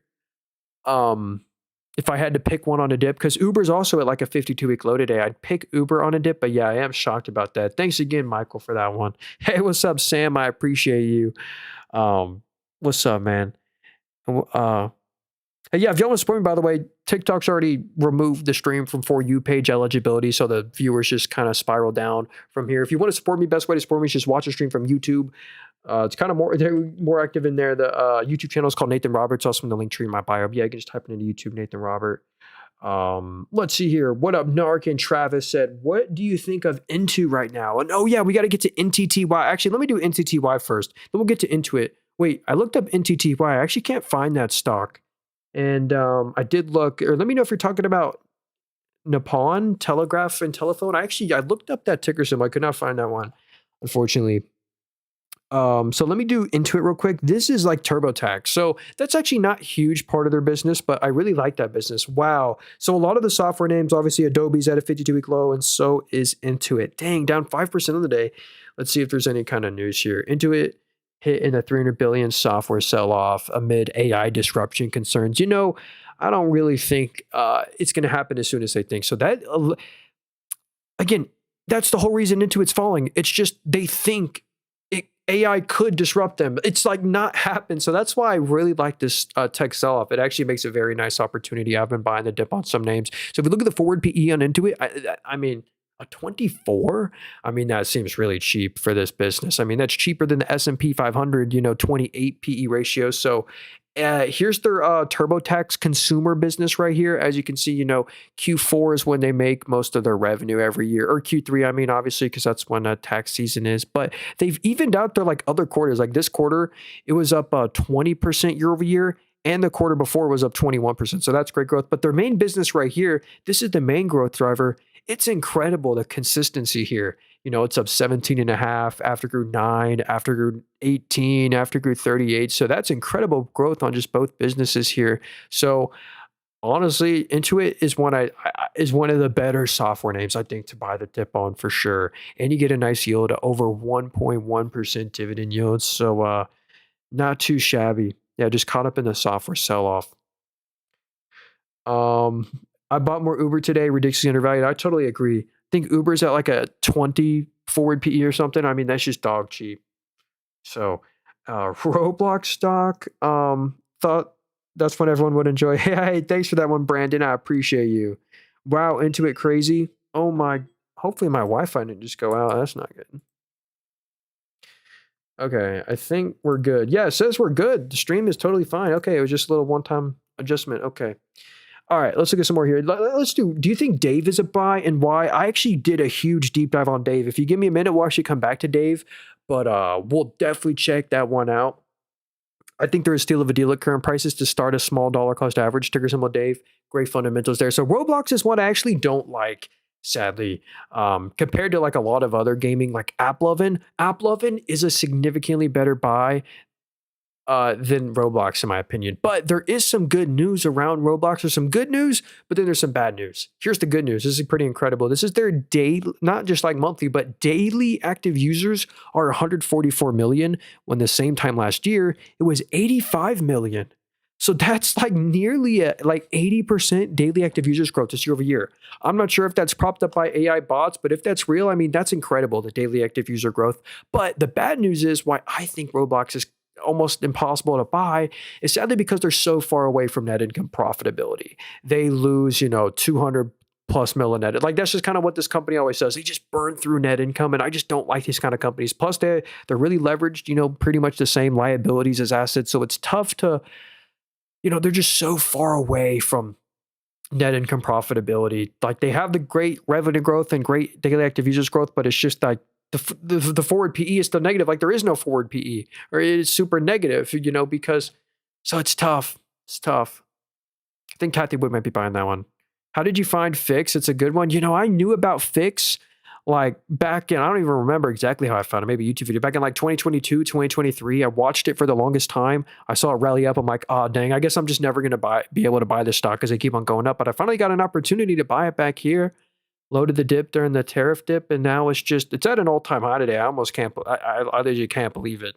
So they've been doing incredible. Same with Powell Industries. I think they're also, all-time high today. And McDonald's reports earnings in 40 minutes. So in 40 minutes exactly, we're going to make or lose a lot of money on McDonald's. That should be fun. Yeah, here's our main account right here. Google is kind of down on the day. I bought a bunch of Amazon. I bought $1,200 of Amazon today. Had to take advantage of the dip. So, pretty cool. Yeah, S&P's, it's almost, break even on the day, only up 0.02. But yeah, I'm certainly not selling anything. Okay. Let's look at some more here. Um, hmm. Yeah, okay. Shark CAT continuing their upward trend. Okay, we'll do CAT NTTYY. Okay, we'll do that one. Monda says GameStop, and then we'll do Dave. Okay, I saw another one for Dave. All right, we'll do Dave after this for sure. All right, bet. And then we'll do these other ones. Wow, Caterpillar's also at an all-time high today. These industrial kind of picks and shovels plays. These are like Powell Industries, Comfort Systems, Caterpillar, United Rentals. These are all like beneficiaries of this crazy capex spend, like Amazon spending 200 bill, Microsoft spending 150 bill, Google 200 bill, Meta 120 bill. That's straight to the beneficiary of all these companies right here. Caterpillar's power and energy segment sales surged 23%, driven by AI data center demand. Secures 2 gigawatt generator order. That's crazy. Annual sales they have a $51 billion backlog. That's up 71% year over year. And they did $8 billion a share buyback. So BofA, which is Bank of America, raises price target to $8.25, citing expanding turbine demand beyond data centers. So anyway, the whole construction spend, I mean, they're not even crazy overvalued. At a 34 forward PE, I certainly probably would not be buying it at all-time highs. But if I was a shareholder, I really wouldn't be selling or trimming them. So at 34 forward PE, they're nicely diversified in terms of where their revenue comes from the sectors. Energy and transportation is their largest, then construction, and then resources for their heavy machineries and stuff like that. So anyway, Caterpillar's a nice dividend growth stock, nearly a 1% yield. They raise it every year, but it's too probably expensive to buy today, but I can see why they're doing so well. And like all these names are, it's kind of weird, like software's tanking, but these like AI beneficiaries are doing good. So let's pull up Dave real quick. Then we'll do NTTYY. And when I see Google too, we'll definitely do Google, Alphabet. Yeah. MCD, McDonald's. Let's buy a value trio to support the revenues. Absolutely. McDonald's is really bringing the value back, with the $5 meal deal, $8 Big Mac meal. And they have anyway, McDonald's can afford to, provide value a lot more than these other companies can. Chipotle actually came out today. That's actually interesting. Chipotle came out today and said, we're actually not going to, look at this. Chipotle CEO, kind of in the top article here, Chipotle CEO doubles down on not offering value meals, says we're worth every price. So anyway, let's get to Dave right here. And I think that's not a good decision by Chipotle. I don't know. But Dave, they should do like free guac or I don't know. Okay. Dave right here. This stock is a cheap growth name. If we look on the right, they're at a 13.8 forward PE, which means they're trading at 14 times next year's net income, which I think like 14 forward PE, I think it's justified, or actually I think it's cheap for a company with this sort of growth. They're just caught up in the whole software sell-off. They're not falling because they reported earnings. They haven't reported earnings at any time here. They've actually been beating on revenue every quarter. Check this out. For the past 3 quarters, massive beats on revenue every quarter and on net income. So if we go to revenue right here, this is crazy. Up 62%, after grew 40, after grew 15. So record revenue, and out of this 150 mil of revenue, the record profitability. They're the most profitable they've ever been. And the EPS projections are just up and to the right. They're deleveraging. Liabilities used to be 42% of the assets. Now it's only 32. Free cash flows at a record. Yeah, look at this free cash flow right here. They're at like a 15% free cash flow yield. Like I just feel like this sort of free cash flow and EPS growth needs to be rewarded. And I think this forward PE potentially, could stretch up to like a 17 or an 18 again, like it was. Send it back to, 200 to 250 bucks kind of easily. Then potentially, in a couple of years, like I just think the risk reward is starting to look very fair on Dave because the fundamentals have really started to gotten good. They're only a $2.3 billion company. I do own Dave, full disclosure. I'm a shareholder here, so I definitely biased, but I own a very small amount of them in my Weeble portfolio. Yeah, look at this. Dang, UiPath is down 10. Is anything green? Some of our defense names like Progressive, Calmain, Iron Mountain, Southern Company. But yeah, UiPath, Reddit's down. Dang, Hood's down 10. Reddit's down 7.5, Zoom 4, SoFi 4. Yeah, rough day for software. And Dave's down 8.2. Sheesh. On no news. Just the sell-off. So in TTYY, let's check it out right here. So this is an ADR right here, a Japanese company. They made Tazumi AI. I haven't heard of that before.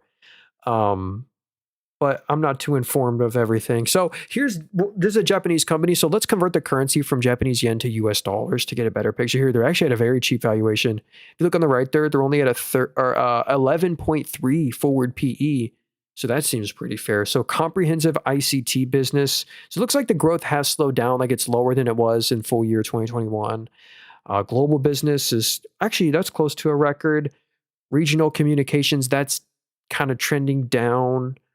So I can kind of see, if we zoom out on this stock right here, I can kind of see why the stock is the same price that it was back in 2017. So the stock has kind of been flat for almost a decade. I can kind of understand why, because if you just go to the revenue right here, yeah. So we kind of want to see the revenue growth come back, but that's why they're at a cheap valuation. Like they still print net income every quarter. Check this out. This is in US dollars as well. They easily make, 1.7 to 2 billion in net income a quarter at an 11 forward PE, but I don't know what the future expectations are and the future growth numbers are. So interesting one there. They're saying they're getting into AI. That seems interesting. Japanese name there, ADR. Kind of cool. Okay. F Chipotle, I've got food poisoning 3 times from them. Dang. That sucks, Gary. And someone said, yo, Front Street, no way. I really appreciate you, man. He said, just subscribe to your YouTube. Thanks for your help. Yo, that's the best way to support me if you wanted to. I'm trying to build up my YouTube channel. It's called Nathan Robert. It's also in the link tree in my bio. You can just type into YouTube, Nathan Robert. You'll find it. I'm streaming on there, and the streams will be up like forever, so you can like replay it if I talk too fast or something. So let's go deep dive into Google. I love this company. Ooh, EU clears their $32 billion of Wiz. Yo, that's a huge cybersecurity company. They're going to be one of the top 10 cybersecurity companies if they can acquire Wiz. And I think they are, because the EU just granted approval. But yeah, they just announced this CapEx of $185 billion just in 2026, which they're spending more than they're making. So anyway, this is an ETF in one, a huge AI play, obviously, but their search revenue, YouTube, I love YouTube. If you're on YouTube a lot, why not own some of YouTube stock? They own Android, just the whole Android, the platform, Google Play. Anyway, quantum chips, TPU play. Here's their net income. They print money. I mean, easily 25 to 30 billion in net income a quarter. And they're spending a lot right now. Just this quarter, they spent $51 billion in cash from investing activities. You want this to be negative. If this number was positive, that means they're actively selling out of their assets. So I like that they're spending so much. And they're expected to spend $185 billion. So it's going to be like, for the next 4 quarters, it's going to be like $40 billion a quarter for the next 4 quarters. So they're going to be spending a lot of freaking money on AI. But, the EPS growth is so great. Like they're still a little, no, actually, no. Whoa. Really? Google's at a 27 forward PE? I mean, that's why we're not in a bubble. Like, even though they're still kind of close to all-time highs, valuations are cheap. Amazon's at a 26. Microsoft's at a 22. Meta's at a 22. Google's at a 26. I mean, stuff is cheap, and that's why I think probably the S&P 500 could climb a little, like just hit a record year this year again. Like, and honestly, I just bought a lot of Amazon today. Amazon's super fair. Let's see how much or what their valuation is on the right. Yeah, Amazon's at a 25 forward PE. I mean, it's just like Amazon's what's the other one I'm at? Microsoft's a steal. I wonder if we can buy MAT that missed from Outlook. Oh, Mattel, yo, they get some licensing revenue. I remember they stock kind of surged when that Barbie movie came out a long time ago. They own like a lot of toy brands like that. So they're at an 11 forward PE. Oh, dude, I keep forgetting there, Jerry. That's my bad. We'll check it out after this for sure, the next stock. But yeah, Mattel right here. Let's see what they reported. So they missed on revenue, they missed on net income, and they missed on EBIT. So they triple missed, and they missed by a good chunk. And next quarter, they're expected to lose net income. Yeah, the EBIT, they're supposed to lose 60 mil, so they're going to lose 21 cents of EPS next quarter. So that was bad guidance. So yeah, look at these year-over-year declines to the net income. So I can kind of see why the stock has been struggling. While the gross margins are down 10% year-over-year, net margins are down 20%. So the net income is just a lot less consistent, I guess, than what it used to be. Maybe it's unfavorable comps, I don't know, but nothing's really blowing me away here. It's just like a commodity, like they sell toys and stuff like that. I believe, or like it's like an entertainment business. The American Girl segment includes marketing. Okay, yeah, goods economy, art toys. So, let's see if there's any kind of earnings recap here. Nope. Okay. So let me get to ATEC real quick, and then we'll do Shopify. Actually, I do like Shopify. So here's Alphatech right here, $1.99 billion company, and the market closes in 20 minutes. And then we get McDonald's earnings. That'll be fun. So revenue from products and services, 93% of this company's revenues from the US. So they had a good earnings this quarter. Analysts expected them to do 182 million, and they did 196. That was a good beat, and it's supposed to go to 203 million. So they're still losing money every quarter, so that's not great. They're still losing 30 to 40 million in net income a quarter, and they're pretty leveraged. So look at their balance sheet right here, kind of the same amount of liabilities as they have assets. So that's not great, especially when you're losing a lot of money every quarter. But it does look like there's good top line growth. Like, was this a record revenue quarter here? Let's zoom out here. So yeah, look at that revenue growth. I mean, it is impressive. It is a record revenue. And it's supposed to continue to keep on hitting a record. It's 196 million. It's supposed to be over 200 million in 212, and they had a good beat this quarter. But we really want to see them narrow these net income losses because I think they're paying a lot in interest or something. So we definitely would just want to see them, stop losing this amount of net income. And it does look like it's trending. The EPS is supposed to, it is trending in the right direction. So Alphatech, I'm not actually sure what this company does. Interesting name here. I'd probably be careful with this one. Medical devices. So they're a medical device company. Here's their website right here. Maybe some like an X-ray, ATEC spine approach. So some sort of, medical scanning or medical device company. Yeah, pretty cool there. Hey, what up, Free Me? Good to see you, man. And yo, Two Trick and Young Mar. Hey, Free Guac. Yes, sir. Yes, sir. What up, Plasma? Good to see you, brother. So let me get I don't know which one to start here. Yo, Two Trick, good to see you. We actually just did Adobe like 10 minutes ago. If you want, you can rewind it. I'm sure it won't be too hard to find. Maybe it was like 20 minutes ago, but if you want, I'll look at it again at the end. So let me get to this one real quick here. I wanted to get to NVT for the homie Plasma here. Invent Electric, and then we'll look at Shopify. And can you do AMT? Oh, hey, they bought CoreSite. Yeah, I remember that. I remember that acquisition. I actually owned AMT when they did that acquisition. That was in 2021 or 2022 when they bought CoreSite. Um, they're a data center REIT, but actually we'll check out AMT after this. So here's Invent Electric right here. They're at an all-time high. This is like a grid electrical like a huge beneficiary of the whole AI CapEx spend. So yeah, system protections. It's just surging in demand, obviously, for the circuit breakers and stuff like this. The revenue's up 50% year over year after grew 15. So the growth rate is growing like crazy for the system protections and electrical connections. That's up 10% year over year. Also record revenue, never been higher before. The expectations are, look at the EPS. It's going to be 86 cents. It's already like, oh, that must have been a one-time adjustment. Yeah, it was. So they're going to have incredible EPS numbers in 2 quarters. Same with EBIT. So there's just great future expectations, and they've been beating on expectations. Like the past 3 quarters in a row, they beat on revenue every quarter. They beat on EPS every quarter for the past 3 in a row, and on EBIT. So I can see why this stock's at an all-time high. Probably wouldn't buy them at current prices. Let's see what the forward PE. Yeah, so a 32 forward PE, that's not crazy. So it's just on the left, the PE is a 26. That's because of the one-time adjustment. See, this quarter says they made 360 million. They didn't actually. They only made 130 million, but that made their EPS look like it's $2. So that's why it says the PE ratio is 26, but it's actually 32, which isn't even crazy. And they pay a dividend. What's the yield here? A 0.7% yield, safe payout ratio there. So yeah, nice growth on NVT there. Pretty interesting one there. Let me get, and then I want to get to Shopify. Oh, I'm going to forget. Thanks again, Money, for the 6 goats there. I appreciate that. So here's American Tower Corp. This is a cell tower REIT, and they also, like 20% of the revenue comes from CoreSite. They own a data center REIT as well, or they acquired them. And I like this one for its international exposure. So they actually have a bunch of cell towers in like Brazil, Germany, Spain, and these other countries right here where there isn't much cell towers there right now. And there's so much more future growth for all these other countries than there is for the US. So that's what's kind of cool about AMT. I've looked at CCI, or I think that's their ticker symbol. They're called Crown Castle. That's like their biggest competitor. That one's 100% in the US. What I like about AMT is that it's like an international cell tower play as well. 62% of the revenue comes from the US. So yeah, they have a nice dividend too, because this is a REIT. Of course, they have to pay out most of their net income in the form of a dividend. So they have a 3.8% dividend yield. So they haven't really outperformed the market. Like, dang, this stock is the same price that it was in 2019. Let me show you when I sold this one a long time ago. I really like this stock though.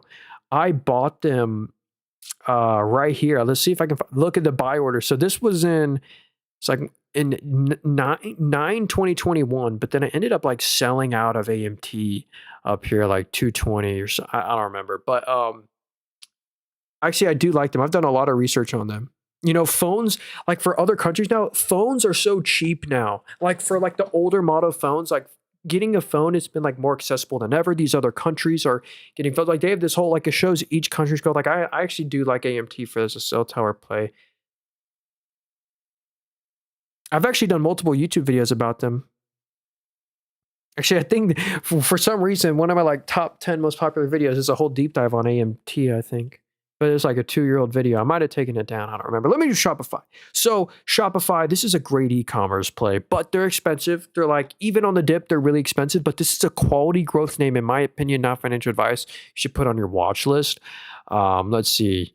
Is there any news? I think they just reported earnings. Shopify reports Q4 revenue up 31%, authorizes $2 billion in buybacks. Okay, let's actually see what their earnings were. So they beat on revenue and they beat on net income, which is EPS. Wait, so it actually hasn't loaded yet down here. So here's the Q4 data, but it only loads Q3 right here. So they reported earnings either today, like pre-market today, or yesterday. So yeah, they just reported these numbers, but looks like they beat on revenue and they beat on EPS, but there must have been something investors didn't like. I guess they're down 9% on the day. Wow, crazy volume. I wish I could dig more into their numbers, but they're just not reported down here yet. Fortress balance sheet. Like, here's why I love Shopify, though. Fortress balance sheet on Shopify, no debt.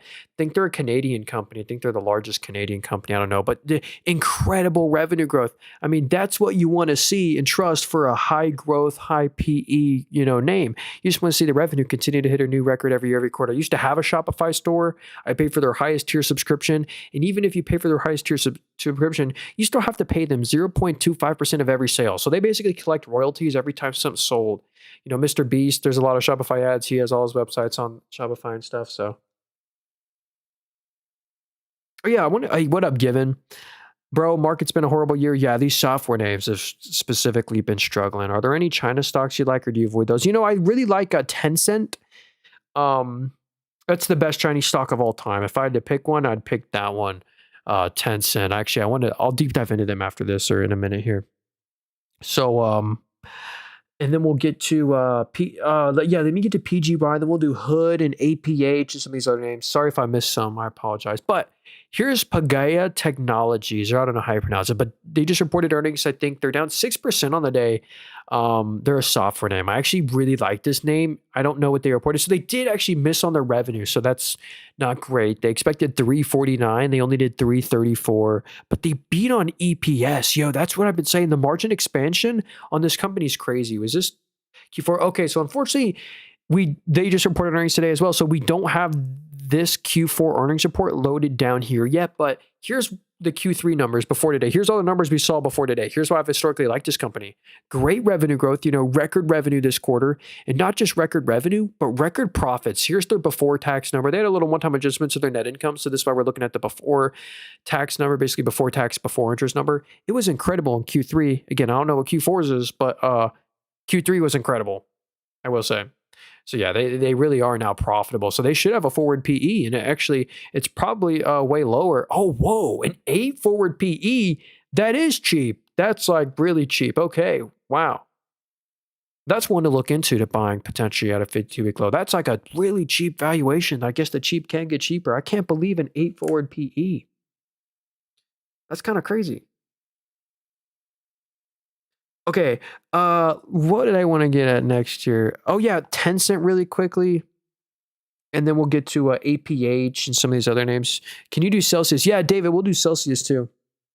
They have like a 23% energy market, U.S. Energy drink market share now. So here's Tencent. You've probably heard of their games before unknowingly. So this company, you ready for this? If you've heard of Riot Games before, they own League of Legends and Valorant.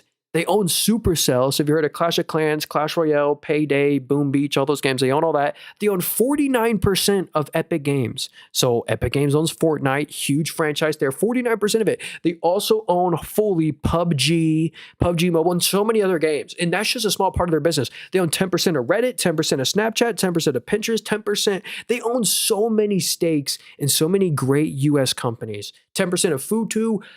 This is the best Chinese stock to ever exist. If this was a U.S. company, they'd almost be a Mag 7.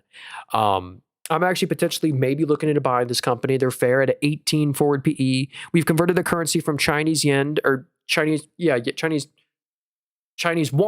USD. I was Japanese yen and okay, but anyway, I really like Tencent, and they print net income. This is in US dollars. They're making $8-9 billion in net income a quarter. So good fundamentals. That's why I like them. And I just like their assets. I like Riot Games and I like Valorant but yeah. I think there's NetEase as well. What's NetEase? They are the ones that created Marvel Rivals. Yeah, they're also experienced. They're another Chinese name. They're also almost look just like Futu. I like this multi-month low level. They're the ones that just made what's that game? Marvel Rivals. Yeah, and they're paying licensing and royalty revenue back to Disney, which is pretty cool. I like Disney. Disney owns a big stake in Epic Games as well. That's why you see a bunch of Disney characters on Fortnite, like The Simpsons and Family Guy. So let me do Hood for Eric. Let me do Hood. They reported earnings, and this is a great stock, great company. But there's one metric that did lead to them falling 9%. Every other metric was great. I'm talking every other metric was really good, but only one metric was bad, and that is the crypto revenue. So their crypto revenue actually fell 30% year over year. Actually, I guess crypto has been kind of struggling. But their crypto revenues fell 30%. So that's not great. But here's the good news. Their option or not option contracts, their prediction market contracts revenue went from 300 million to 3 billion. I mean, incredible growth here. And this is, oh my goodness, I just realized this is by the month. Holy smokes, we get some cool data here. This is by the month, I just realized. And, that's their event contracts. Their option contracts were up 21% year over year, but crypto fell 30. But they make a boatload of commission every time you do a prediction market. But this is incredible growth, I think. If you go to the revenue right here, despite all that, the revenue grew 26% year over year, and that's after it grew 115%. And that's after it grew 24. So they're just on an incredible streak of growth. But this is the best part of all time right here that I'm about to point out. The revenue is 1.28 billion. Out of the 1.28 billion, they netted after tax. The before tax number is 650 million. The after tax number is 605 million. This means their net margin is a 48%. So they literally, after paying taxes, they literally now keep 50% of, this was a one-time adjustment. They didn't actually have a 90% net margin. This was a record net margin, never been higher before. Wish we could strip out the one-time. Yeah, well, here it really is stripping out the one-time adjustment. Record profits on Robinhood. Incredible. And it's a lot of it, their Robinhood Gold subscription success, their prediction market contract success.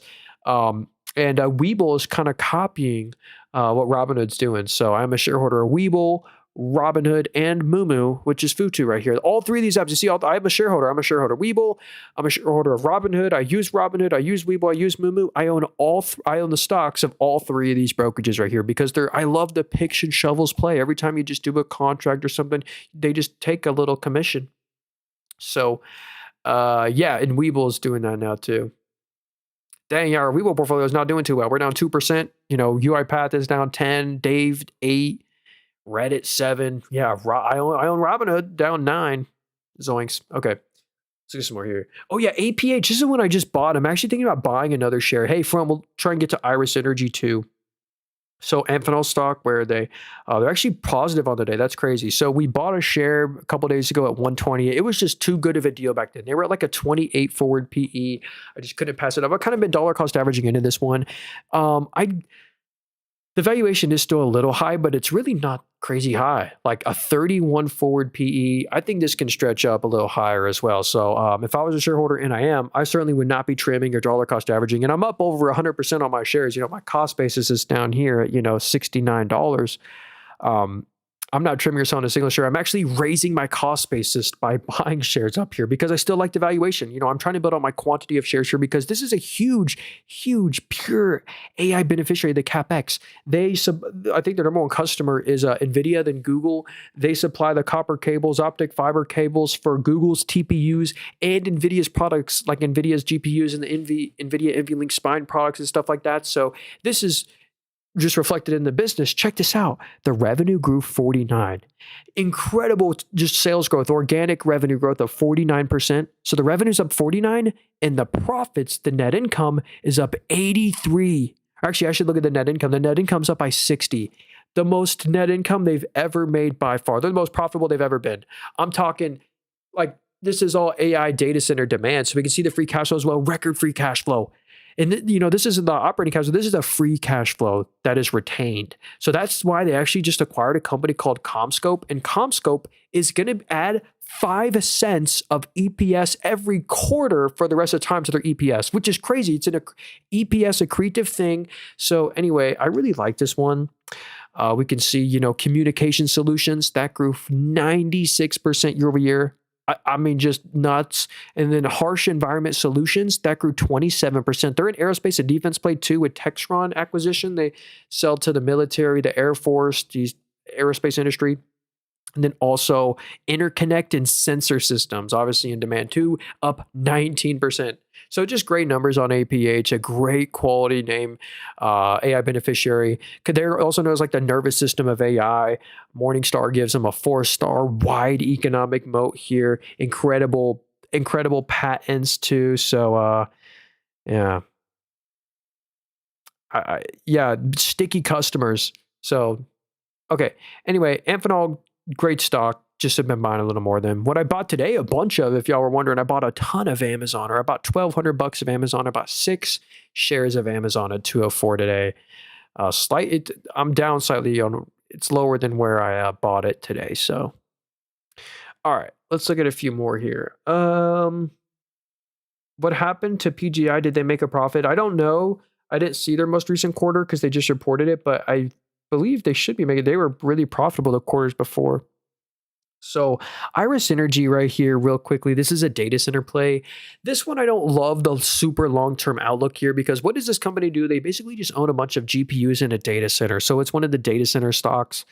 I believe still 70% of the revenue comes from crypto. So they mine crypto, but right now their GPUs are in such demand from, cloud computing companies like Microsoft, where they're basically renting out the capacity of the GPUs to cloud companies. So they actually just got, I believe it was like a $10 billion deal from like Microsoft. Oh yeah, look at this. Iris Energy secures $3.6 billion in GPU financing and JP Morgan for their $9.7 billion Microsoft AI contract, where basically Microsoft is renting out the capacity of their GPUs to their Azure cloud. So yeah, look at this right now. Oh, even more, 90% of the revenue is still their Bitcoin mining revenue, but it's like, because that's what their GPU. So that's why I don't, but that's what, don't love the long-term outlook here, but that's what's leading to all this incredible revenue growth is because they're switching from Bitcoin mining to probably a better business, which is cloud computing. So yeah, they've had great year-over-year growth rates. They did lose money the past 2 quarters in a row. That's definitely a change from them making money. So that's something to watch, but they just have nice top-line growth expectations. They missed big. Analysts expected 224. They only did 184, but it's going to be 343 from the Microsoft contract. Anywho, there is no forward PE here. Yeah, look, they have a PE right now. It's a 29 because that was a one-time adjustment. The forward PE is a loss because they're not expected to make any money. So I don't love that one, sadly, just because there's nothing proprietary, just a bunch of GPUs in a data center. I remember you talking about InnoData months ago, but the price is almost the same. Yo, InnoData is a much better buy than Path, I think, right now. InnoData is a great stock, INOD. Now financial advice. Okay, we'll look at a couple more, and then I'll gotta run here. Oh, wow, the market closes in 30 seconds. Well, yeah, McDonald's reports in 5 minutes. They're pretty much at an all-time high right now. One of the safest stocks you can buy. This is really a real estate royalty company. If you go spend $100 or really any amount of money, $10 at any of the franchise locations, 4% of that goes back. 4% of every transaction at a franchise goes back to this stock, this parent company, as a royalty. 4% of every sale, which is just crazy. So they call it a sales and marketing royalty because the corporation, this stock right here, spends hundreds of millions and billions on advertising, and it just benefits the franchises. So that's why they're happy to pay 4% back. But McDonald's also owns the land, the real estate under 80% of the franchise stores. So they're collecting rent and royalties from every franchise, which makes a great business model. That's how they have a crazy 32% net margin because, normal restaurants don't have that sort of crazy high margin. So in my opinion, this stock is so safe. It's like recession resilient. Software has been really struggling the past couple of weeks here, but McDonald's is close to an all-time high because it has that nice defensive nature, plus a 2.2% qualified dividend. They're like a pseudo REIT. It's like my exposure. It's like a mini REIT. And it does good in a recession. Historically, when a recession's here, McDonald's sales go up. People stop going to Chipotle and Chick-fil-A. They go to McDonald's because the value is finally back at McDonald's. The $5 million. So anyway, it's a cool business model. Looks like, I don't know if the earnings are out, but it says they're up 1.5% right now. I don't think the earnings are out. I think it comes out in 4 minutes, but we will keep an eye on McDonald's. They're my second, third largest holding, I believe. Or well, let me go check right here. Yeah, here's McDonald's right here. I have 18 shares. And we're up 17.5%. I believe you get 7% of your money back every year with McDonald's. You get 2% in stock price appreciation, 2% in dividends, and they historically get 2.5% same store sales growth. And I think that's very attainable for 7% total return in stock price. So McDonald's is great. And I just went to McDonald's today. The lines were booming. Like every time I drive past McDonald's, I always look at the line. There's like a Burger King and an Arby's and a Crystal all next to it. Those are dead empty. The lines are completely empty at Burger King or this other place, but the line at McDonald's is like through the roof. I guess, I don't know. Okay. Anyway, guess we'll find. I think they're up right now. I'm only talking about McDonald's because they report earnings. It says they're up 2.8%. Maybe the number's out. 330. That might be an all-time high on McDonald's. I don't know, but we'll come back to them. We'll look at a few more. Then I do got to go. We're almost live for 2 hours now. This has been fun. Watching TXN, they're at an all-time high. Really? Is that Texas Instruments? No way they're at an all-time high. Wow. So this has been one of my least or favorite semi plays. So if I'm looking for semi play, I actually have not really recommended Texas Instruments because of the dividend payout ratio. So if we go to like they pay out too much of their net income in dividends. So if we look at their net income for the past 3 quarters or 4 quarters, I think it's lower than it was in like 2022. So yeah, look at this. The stock's at an all-time high, but the profits are nowhere near their all-time highs. But here's their net income right here. They're easily making, we'll give them the benefit of the doubt, they're making 1.3 billion of net income a quarter. So they make 1.3 billion in net income a quarter, but they don't retain that because they pay out in dividends 1.3 billion or 1.29 billion in dividends a quarter. So they basically retain no net income for the actual business. So that's not great. But the future expectations might be great. And maybe they just got a bunch of orders. I don't know. Or let's go see any weekly news here. Texas Instruments to acquire Silicon Labs for $7.5 billion, reports revenue up 13%. Hey, so maybe there's some good news there. Let's check out back on McDonald's real quickly. Up 2.13%. The numbers must be out. Raises dividend 5%. Adjusted EPS at 312. Beats the 3.04 estimate. System-wide sales up 11%. That's great. Net income, 2.16 billion. What was it last quarter? 2.1. Yeah. Or that's a nice increase from 2.02 billion. So anyway, pretty nice numbers. Are up 2% right now. They're boring. They don't move ever like more than 5% a day. Oh, my bad. I meant to get to Celsius. Forgive me for forgetting about that one. So they've gone through a lot of stuff recently. So they have a 25% energy drink market share with Celsius and Alani. They just acquired Alani and they now own they own the whole brand, but Alani owns 8.7% of the shares in exchange for that. So they also, Pepsi, this is going to show up next quarter.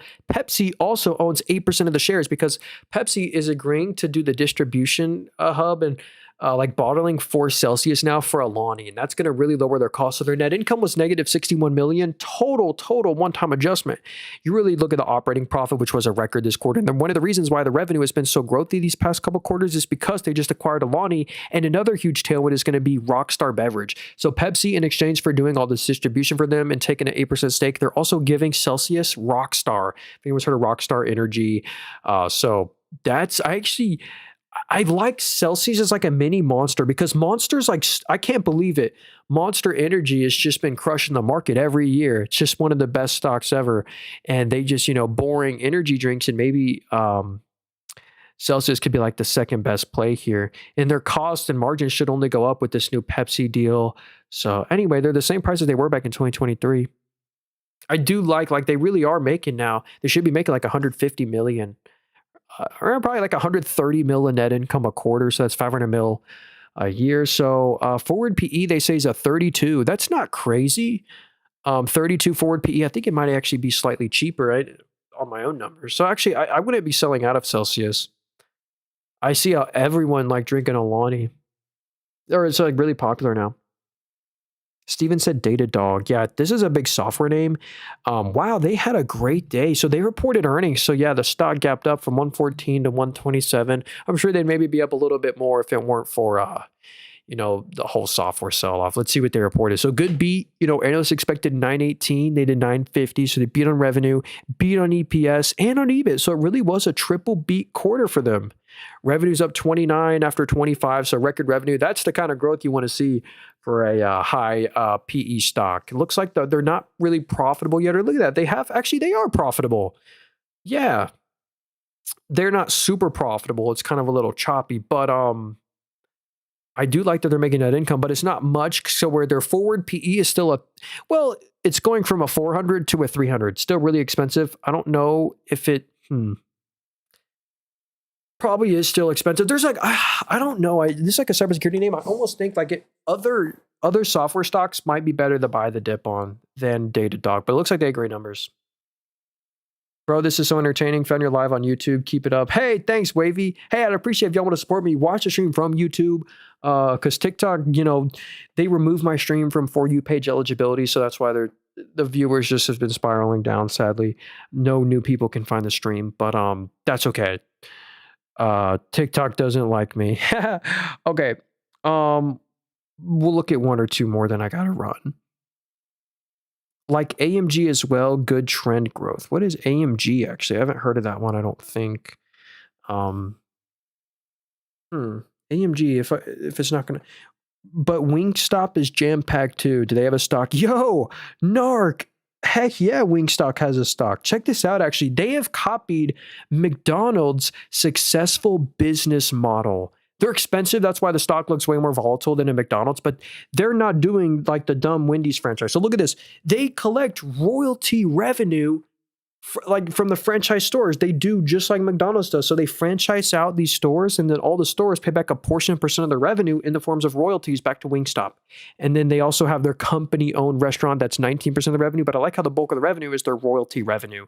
So if we go to their, gross margins, they have 50% gross margins, double-digit net margin, 18% net margins. They had a one-time adjustment that quarter, but yeah. Don't worry about this balance sheet. This is normal because of the royalty structure. This is the same for McDonald's. It's not counted as like an asset. So it's like they have way more than 1.4 billion of assets. Or I mean, they have way more than 720 mil of assets, but it's just the way that's counted. So don't worry about the debt. That's only for restaurants that look like that for the royalty structure. But anyway, Wingstop's kind of cool. 55 forward PE though. So expensive. What was, TPL as well in oil. So TPL is actually another royalty play. Speaking of royalties, wow, they've had such a nice appreciation in stock price. So if you look at ExxonMobil, Chevron, they're at an all-time high right now. But if you look at their actual earnings, their revenue, the sales, oil prices have been struggling. All the oil stocks, all the revenues are down like 5, 8, 10% year over year. But look at TPL.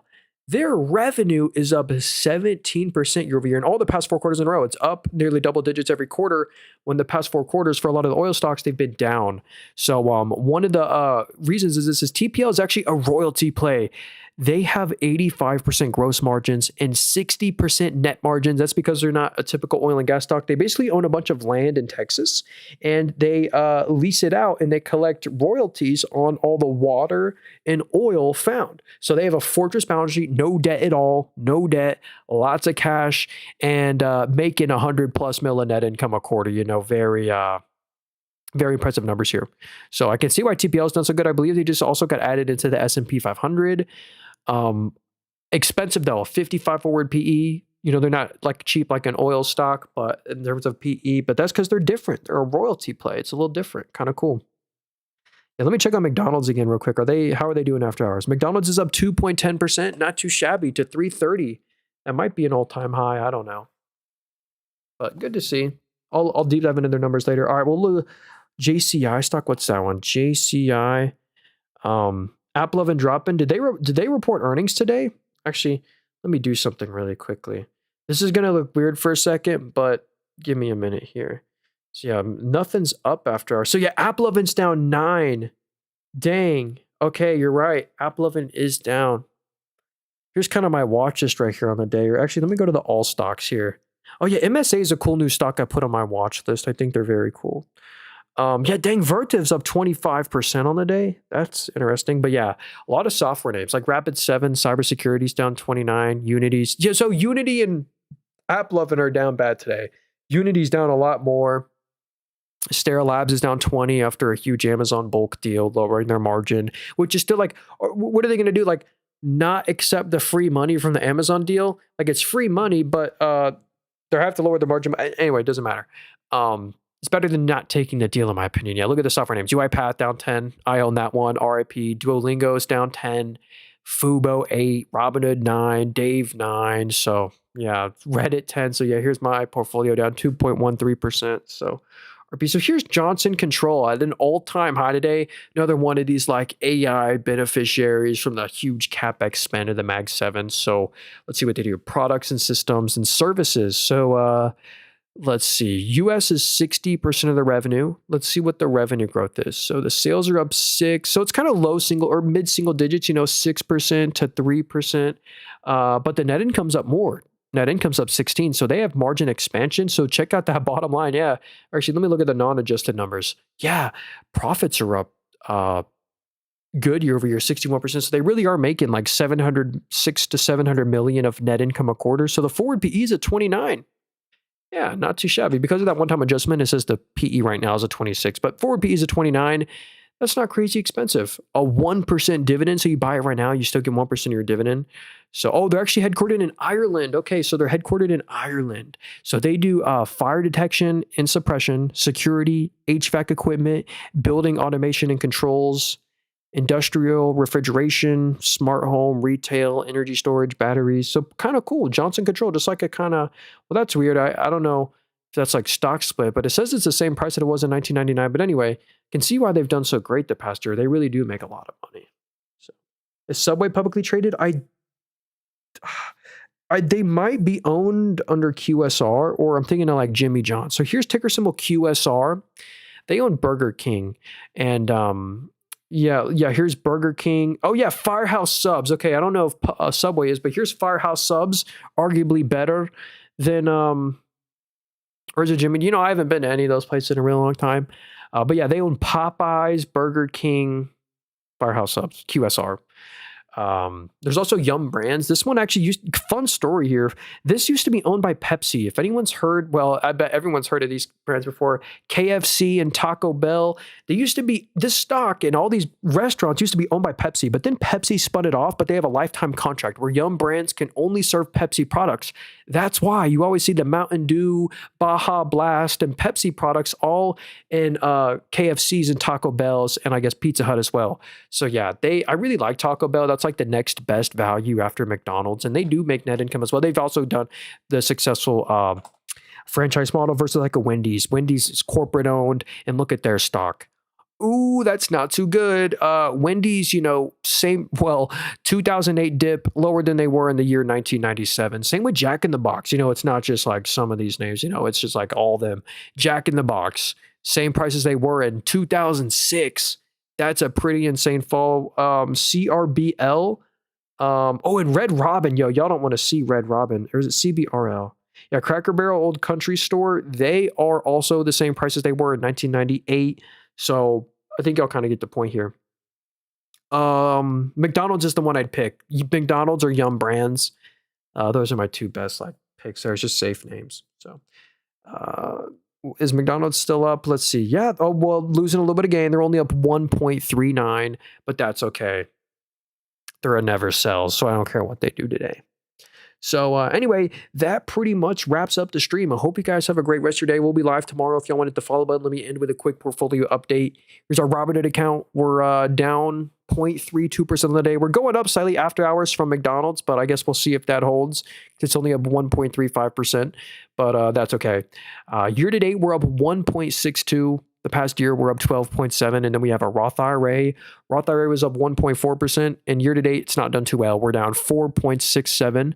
But HCA Healthcare, crazy new all-time high today on this company. That feels great. Our largest holdings at an all-time high. We're now, in this portfolio is up 14%. Actually, our largest portfolio is at our largest stock in all portfolios is at an all-time high. Comfort Systems. I just couldn't believe it. The market's been so weak in like a lot of sectors, but not this stock. I mean, they're just all-time high today after they hit an all-time high all the days before. And also Powell Industries. These are two beneficiaries of the huge CapEx spend at the Mag 7. So I'm just a very happy shareholder. Not selling them. Amazon, I bought $1,200 of today. Here's where I bought it at, $204.40. So I can't believe Amazon, the behemoth, is on the right at a 25 forward PE. It's just so fair in my opinion. It's a super fair valuation that I'm starting to load the boat on. I mean, it can't get much cheaper. The risk reward looks so good. Same with Microsoft. Microsoft's at a 22 forward PE. What's up, Luffy? Said grab. Ooh, grab. Ooh, that one will be fun to watch. Wow, Coca-Cola consolidated. They've actually been recovering nicely. I think they report earnings soon, February 18th. Okay, for a while. Hey, Charles, what's up, man? Been a while. Hope you're doing well in the markets. Nice to you the past 2 weeks. Yo, Charles, the market has been incredible to me. Like, I almost just can't believe it. So, I guess one more here because the guy said Novo Nordisk. I'll do Novo Nordisk for Jimbo here. I appreciate you, man. And what's up, Charles? Hope you're having a great day too. So this is the company that owns Ozempic and Zepbound. So this is, a weight loss play. If we look at where their revenue comes from, 94% of the revenue comes from their diabetes and obesity care products. So it's like a pure weight loss prescription play. But one thing they're coming after Hims & Hers right now. Hims & Hers just tried to sell like a knockoff Zepbound pill, and now they're suing Hims & Hers, and now they're are stopping it, which is good. Novo Nordisk launches first Super Bowl advertisement for oral Wegovy pill that's now on Amazon. So a huge competition for Hims would be Amazon. But yeah, the Novo Nordisk Wegovy pills on Amazon, and it just has great results for Novo Nordisk. They got so many subscribers. One thing though is they agreed to really cut the price of Ozempic like by a lot. And it's really hurting their margins. But they're saying as we lower the price of Ozempic, it makes it more attractive to just use Ozempic and not buy knockoffs. So if we look at the revenue, it has slowed down. The revenue's only up 4% year over year. So the revenue's up 4, and the profits did fall 2.5. That's actually pretty good. The net income grew by 7. Was maybe a slight one-time adjustment, but that was actually good earnings this quarter. I mean, gotta give it to them. That was a great EPS quarter. But look at the expectation. Ooh, look at that. So look in 2 quarters, you see the revenue is supposed to go down. You see, in 2 quarters, it's supposed to be only 11.22 billion. It was a great quarter this quarter. But yeah, that may be. So the future expectations are kind of negative growth because like they also got Ozempic added into Medicare and Medicaid. But to do that, they had to agree to like lower the price like 50 or it was like $150 a month for some of these injections or whatever. I don't know. But 14.8 forward PE. There's a few other risks too that I will just barely mention. That's why I wouldn't keep this one as a big size position. There are patents for Ozempic, actually expire in Europe in 2028. And for the US and China, they expire in 2030. There's already increased competition, knockoffs, Zepbound, Novo Nordisk, Hims and Hers tried to sell a knockoff, but weight loss prescriptions might be super commoditized in the future. So I don't know. It's pretty decent though. You get a 3.75% dividend yield. I would just be careful. I wouldn't have it as a big size position just because of the future sentiment. Hopefully that was somewhat helpful. So yeah, anyway, I got to go. I hope you guys, if you haven't already, please hit the like button. It does help me out. And if you want to support me, just know I sell nothing. I have no course, book, WhatsApp, Telegram, Discord. I don't coach. I sell nothing at all. Only way to support me is to subscribe to my YouTube channel. It's called Nathan Robert. You can type it into YouTube. I'm streaming on YouTube and TikTok. TikTok hates me because they're removed my For You page eligibility, but that's okay. They're always best with me. So thank you so much to everyone on the YouTube stream the most. I appreciate y'all. Thank you everyone on TikTok too. Y'all the best. See you soon. We'll be live tomorrow. Thank you, Sharkwater, Jimbo, Plasma, The Legend, Clem, New York. I think I missed his stock. Oh, he wanted me to look at Zeta. I missed that one. My bad there, New York. And everyone else is in the YouTube stream. I don't know if Michael is here. Free me. Anyone who's here. Eric.